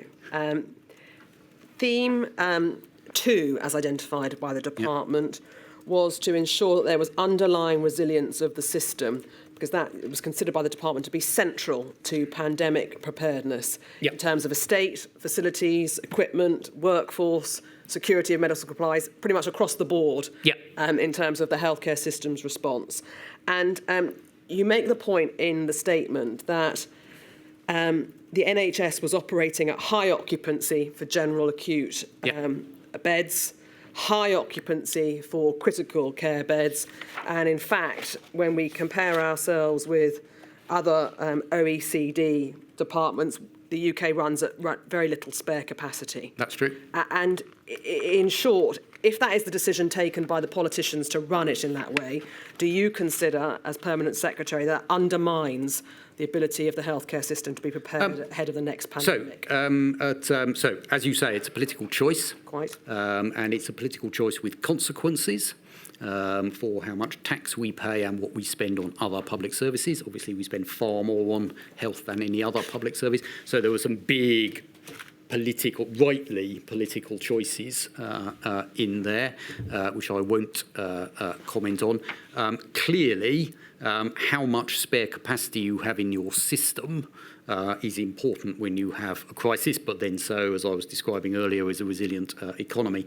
The key bit of work, of course, well, two key bits of work that the current government, obviously not the government that was there for the pandemic, has done. One, as I've mentioned before, is the Darzi review, which gives you a very clear and stark description of what the state of the NHS is and what the causes of that were, which are not all financial, but you can, as I say, you can read the report as well as I can. Lord Darzi is very clear. And then the process that the government is currently running to develop its 10-year plan for the NHS, including, and this goes to some of your previous questions, I think we would say a much higher level of public and non-public sector engagement than when we have done these exercises before with civil society and with the general public and with NHS staff. And clearly, what is then in the 10-year plan on these subjects becomes the government's answer to these questions, including that very difficult trade-off that we've just described between current performance, spare capacity, impact on other public services and impact upon the taxpayer. Right. One of the matters you raise, obviously, clearly, is the resilience of the workforce. Yes. And acknowledging, as we do, that you don't employ the NHS workforce, I would like to know, though, nonetheless, what recommendations the department has got to try and help the resilience of the workforce. Not NHSE's plan or the various devolved nations, but the departments itself. I would refer you to the NHSE's workforce plan that the department was very, very closely associated with, and I think it was even co-branded, I'll check, but that sets out for the first time a long-term projection, not just of the total workforce size, but the individual specialties and how we need to develop the workforce. So that is the department's answer in that area. And there's a general theme here that, I say, it goes with the what's the resilience of the system, that you have to build this thinking into how we run the health and care service day to day, as opposed to saying, we do that, and then here's a separate pandemic plan that we take off the shelf. So if we deliver the workforce plan and have a much more resilient workforce that doesn't have the kind of workforce gaps in it that we see at the moment, we do that because that's how you get a great NHS. It has the corollary that you are better prepared for emergencies of all types, as opposed to the way of thinking that goes, we need a separate emergency plan, as opposed to saying what we need is a properly staffed, properly skilled NHS workforce with the right technology. Theme 3, as identified, was the ability to scale up staffing and equipment quickly, as that is considered essential. And we've heard from a number of witnesses about the ways in which that was achieved. I'm not going to ask you about it, Sir Christopher, but the theme 4 was an acknowledgement that diagnostics and data are crucial in a pandemic response. And we've touched on that in your evidence. But can I ask you this? Is the Department of Health doing any work to monitor the deaths of healthcare workers in the event of a future pandemic? Well, I mean, that's crucial. The deaths of healthcare workers, for whatever reason, is monitored. We put this one in because, I mean, you could say it's a subset of some of the other ones, but it was so crucial. The diagnostics question that I was discussing with the chair was clearly very crucial. And when we discussed data earlier and the improvements we need to make in data sharing, so that was the purpose of that. But as I say, we take all deaths in service seriously. No, and I understand that, but the question I ask is the department actually doing any work to monitor the deaths of healthcare workers? Oh, sorry, I mean, NHS England does as a piece of day-to-day business. For a future pandemic, it would be very, very difficult to do just because of the how many different types of pandemic you have. And I'll draw your attention again to the difference between the HIV pandemic and COVID in terms of who it affected, what its effect on healthcare workers are, and what you need to do about it. Well, they're self-evident. So do I take it that from that answer that, in fact, you say that's the responsibility of NHS England to monitor the deaths and collate the data? Yes. Right. And what about long COVID in healthcare workers? Is that a departmental matter or a matter for the NHS? Long COVID amongst NHS staff would be an NHSE matter. As you know from our statements, there's a number of things the department has done and the NHS has done on the question of long COVID more generally, which also impacts on. So the research we do on long COVID is just as relevant to NHS staff as it is to anyone else. The fifth and final theme identified by the department was that preparedness should be along the 5 routes of disease transmission. Clearly, we've been concentrating on the respiratory virus. Who does Department of Health say should be responsible for preparing along the 5 different routes? Well, everybody. So a UK HSA is obviously absolutely key, and they are looking at all 5 routes. The NHS also needs to think about these things, and not just for pandemics. So there was a lot of publicity around Mpox, which spreads in a very different way and requires very different health response. We need, as they do, our NHS colleagues to be thinking about all 5 routes. But the lead responsibility is with our colleagues at UK HSA. If you could reflect on this finally, Sir Christopher, is there any one single recommendation that you would urge upon Her Ladyship which would improve the healthcare system's response in the event of a future pandemic? It's incredibly difficult to pick one. I hope I've highlighted some of these. The science base and research, I think, is absolutely vital. I think the capabilities over plans, capabilities and resilience over plans is absolutely vital. I've already talked about the vital importance of surge, so I would particularly highlight those ones as I have in my evidence. I can't remember if I said earlier, all this is built on the technical report that Chris Whitty and Patrick Vallance and others did, and I would say commending that to future scientists and clinicians. We will certainly be doing that, so that would be the other thing on my list. I don't think I can pick one. Getting down from everything in the technical report to those 5, that was a considerable effort. So beyond what I've already said about the importance of things, I don't think I can pick one. Thank you. Don't worry, we have the technical report well in mind. Yes. So, Christopher, they are all the questions, but I know there are some questions, my lady, from core participants. There are, please. Now, is it Ms Stengar today? Lady. So Christopher, I asked questions on behalf of the long COVID groups. And following on the theme of recommendations, my 2 very brief questions look forward to the future of long COVID services.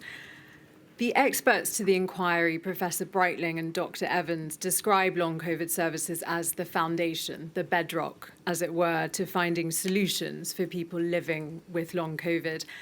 And they raised concern that a number of the existing long COVID services were already under threat, and noted that there is likely to be a shrinking of the clinical services next year. Professor said, do you agree that long COVID, both the prevention of long COVID and the provision of long COVID healthcare, are matters of ongoing public health priority? Yes, I do agree. Obviously, the service provision questions are for my colleagues at NHS England. As you will know, there are a lot of health priorities that they have to maintain, but I would agree with your question that long COVID is extremely important. Obviously, for the people who've sadly are afflicted by long COVID, including some NHS staff, actually, future research is very important. Services are very important, and public understanding, I think, is very important. And the inquiry is a site of a recent joint letter. I won't take you to it, but my lady, for reference, it's INQ 000498-103. It's a letter from the Clinical Post-COVID Society and the British Society of Physical and Rehabilitation Medicine. And they raised similar concern that the ICBs were reallocating funding intended for long COVID to other services, whilst there was a significant unmet need for long COVID patients. And the letter continues to forewarn that depriving adults of those services can lead to more serious chronic ill health, and for children, deprivation of services can cause stunted biophysical development. And my second and final question is this, simply, do you agree with the experts and the clinicians in this field that there is a need for ongoing and adequate funding for long COVID healthcare to ensure the sustainable provision of long COVID services? In principle, yes. I can't comment on the letter because I don't think I've seen it. And I don't know whether ICBs are doing what you describe. I mentioned the 10-year plan process for the NHS, which I'll say is deliberately a very open process where we are taking views from everybody about what the priorities and the services of the NHS should be. I know long COVID will be a part of that, and I hope that the groups you represent are full participants in that, and I'm making their points not just about how much money, but what are the services that most improve the lives of people with long COVID. And as I said, as I hinted at in my previous answer, the research in this area is very, very important. This is obviously a very new condition, and we don't know enough yet about how it is best managed and treated. So the underlying research, which allows us to make improvements in both the services and the therapies, those are very important as well. Final point, of course, ICSs, the point of them is to make difficult trade-off decisions based on their own local populations about services. So to the extent that are they taking decisions? Of course they are, that is their job.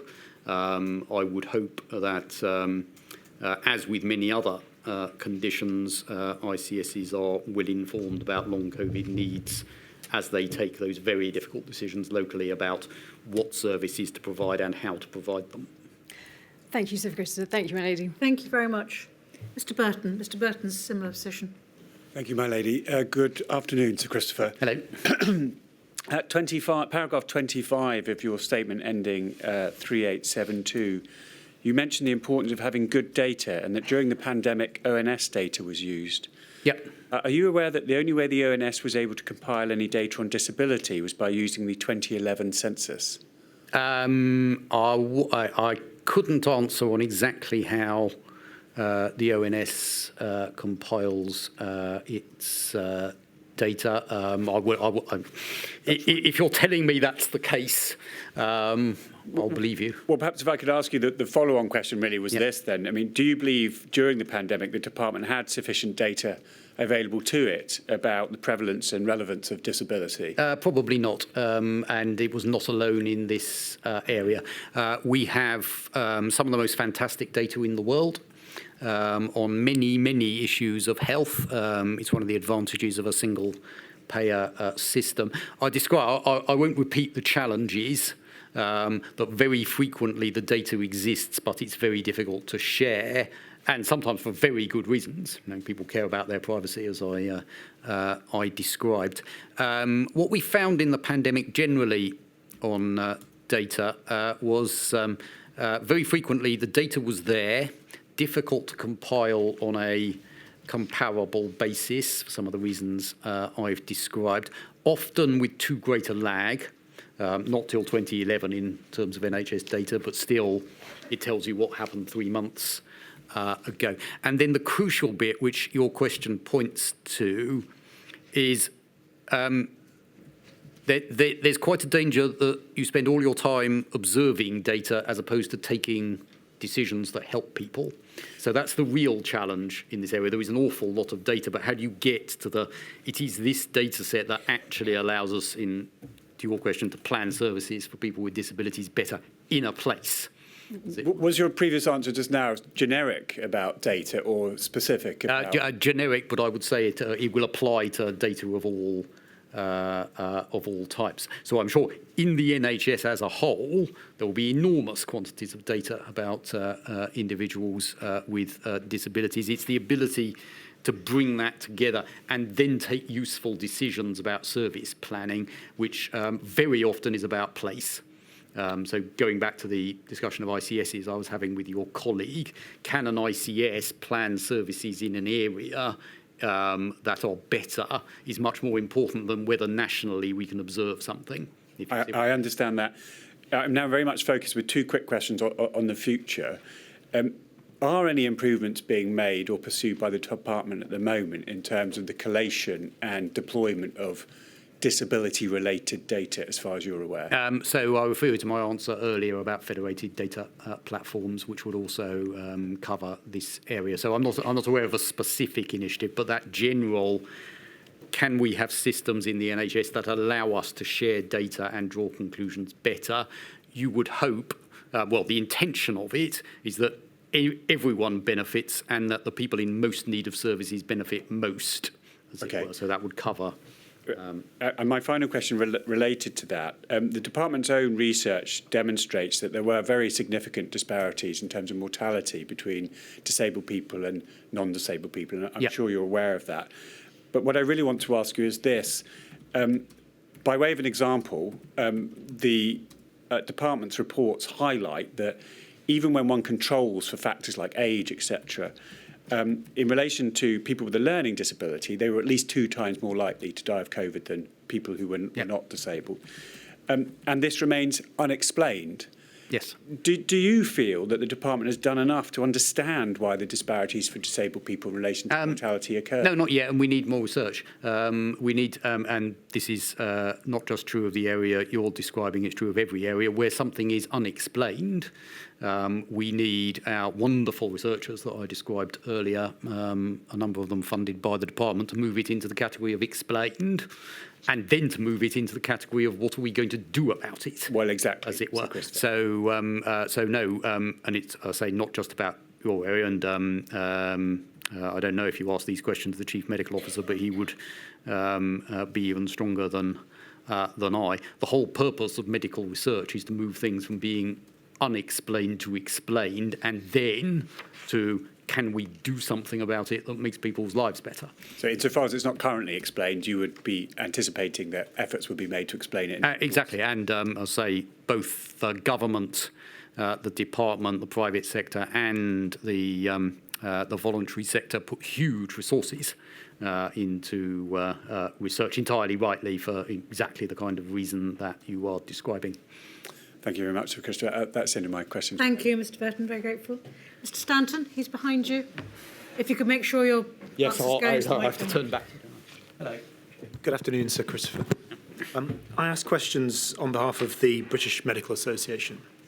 I just have one question area to cover with you, which relates to an issue you were discussing earlier with Ms. Carey around the stop order on items of PPE, specifically the stop order in relation to FFP3 masks, which was put in place on the 30th of June 2020. You might recall that particular section of your statement was brought up on screen. I don't think there's any need to go back to it, unless you'd like it to be brought up. What I'd like to explore with you is the basis on which FFP3 stock was deemed to be sufficient at that time. And I'm hoping this is one of the areas where you'll feel able to agree with the BMA. Just a brief amount of context. You're obviously aware FFP3 masks are an important piece of protective equipment and that they provide significantly greater protection than other forms of masking. You'll also be aware that knowledge about the risk of aerosol transmission developed quite significantly between March 2020, when the main route was thought to be droplet, and to a position in September when the inquiry's expert, Professor Beggs, has stated that there was at that point enough evidence of moderate certainty to strongly suggest that COVID was transmitted by the airborne route. And you yourself, in your 12th statement, paragraph 58, show some insight into this issue. I'd like to take you briefly to that passage. We can bring it up on screen if it would help you, or I can read the relevant passage. No, this one, I don't think it was in my evidence pack, so if you could bring it up on screen. Certainly. So that reference is INQ 000 473 872 at page 23. And it's paragraph 58.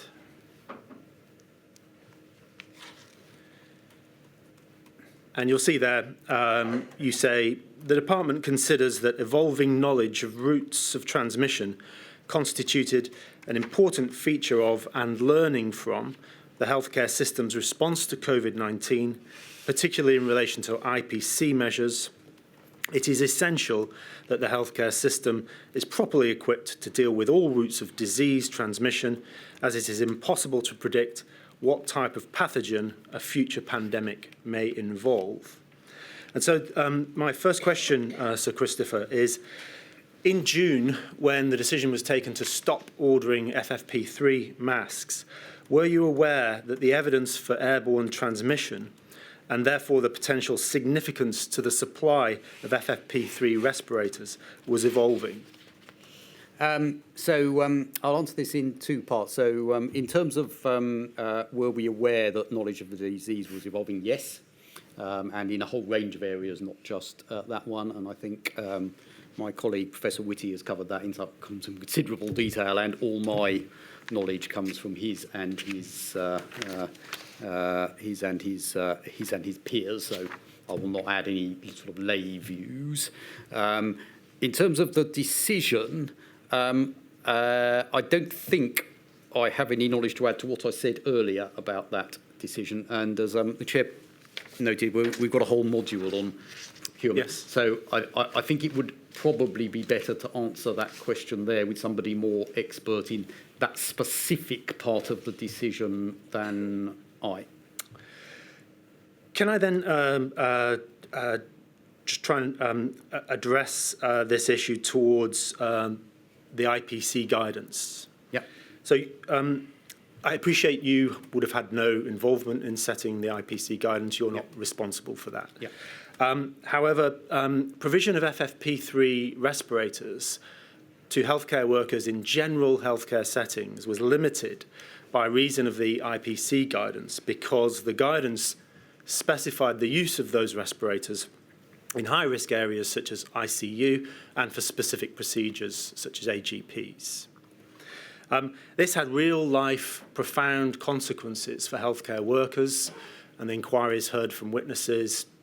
Just 2 weeks ago, an inquiry witness spoke about the circumstances in which she became infected as a physiotherapist, dealing with or providing care to a person with COVID-19, in circumstances where she had wanted an FFP3 mask but was not provided with one because the guidance didn't specify. Again, I appreciate that's not your area of responsibility, but the rationale or any insights you can give for the rationale for stopping FFP3 mask orders might give some insight into the basis of that guidance. For example, some of the IPC cell members have suggested that the guidance was based on the science. Others have suggested it's based on supply. So I wondered, at what point did it become clear to you that there was a significant risk of aerosol transmission? To me personally, I cannot recall. I mean, I know it was raised with me by the clinicians, but on your general point, so the IPC guidance is written by clinicians, and it is based on the science, and they've always been very clear that while you also have to write Plan Bs based on what is available, as we did, as we have been discussing. Sorry, I'm not talking to the microphone, am I? The core guidance, very frequently based on WHO and other recommendations, is written by clinicians based on the science. So is the guidance right, either then or now, I think is something that the BMA ought to discuss with clinically about is that guidance right. And as I said earlier, on a whole range of things, including a lot of clinical things, we have very good relations with the BMA, so I would hope that those discussions were productive. In terms of the stop, that was based on the clinical advice, the modelling, and the level of supply.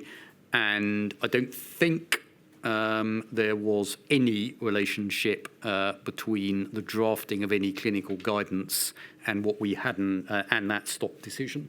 That was, as I understand it, that was entirely clinically led based on the science, as you would expect.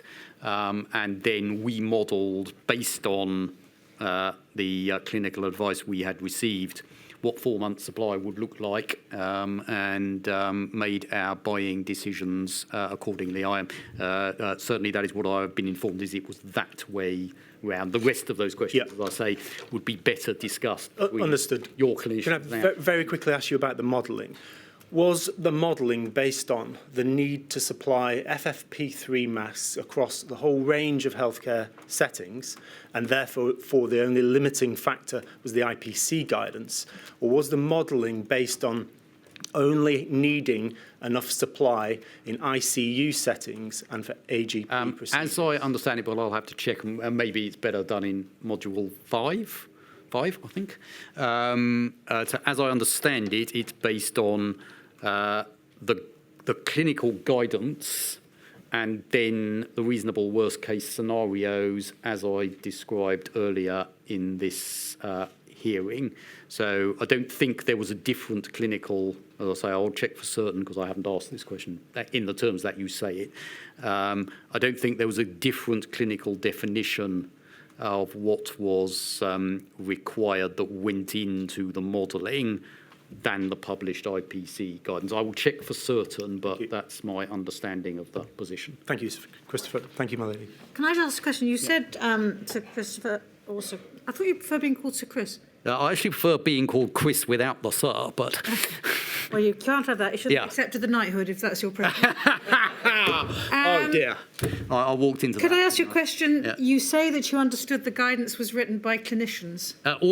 So clinical guidance is written by clinicians. No, you were being asked by Mr. Stanton about IPC guidance. Do you understand IPC guidance to be written by clinicians? Yes. By clinicians, do you mean medically qualified doctors? Normally, yes, though, of course, nurses and others are also very important in But this you area. understood that it was doctors who were helping to write the guidance? Not helping to writing it. Medically qualified yes, doctors? Well, and not just medically well. So clinical guidance should be written by people who are not just doctors but are clinically expert in the area that the guidance is concerned with. Now, I think, from memory, in the case of infection prevention and control, that would certainly, I think, have included the chief nursing officer, and nursing, as you know, is very central to infection. No, my control. point So it's is, not just I appreciate doctors. the nurses. My point is, did you understand that medically qualified doctors were writing the guidance along with many of the experts in IPC, namely the chief? Yes. So clinical, if something is described as clinical guidance as opposed to any other sort of guidance, it has been written by clinicians. I don't know if you want to pursue that, Mr. Stanton, or you're content. No, my lady, I'm happy to leave it there. Thank you. Thank you. I think, Sir Chris, you appreciate you may wish to get away, but you were prepared to come back this afternoon. There's still about half an hour's worth of questions, so if you don't mind, the stenographers had quite a tough morning. No, we'll break now. I am at your disposal all day, so I'm not going anywhere till the questions are finished. Don't worry. You'll be gone by here this afternoon, mid-afternoon. 1:45, please.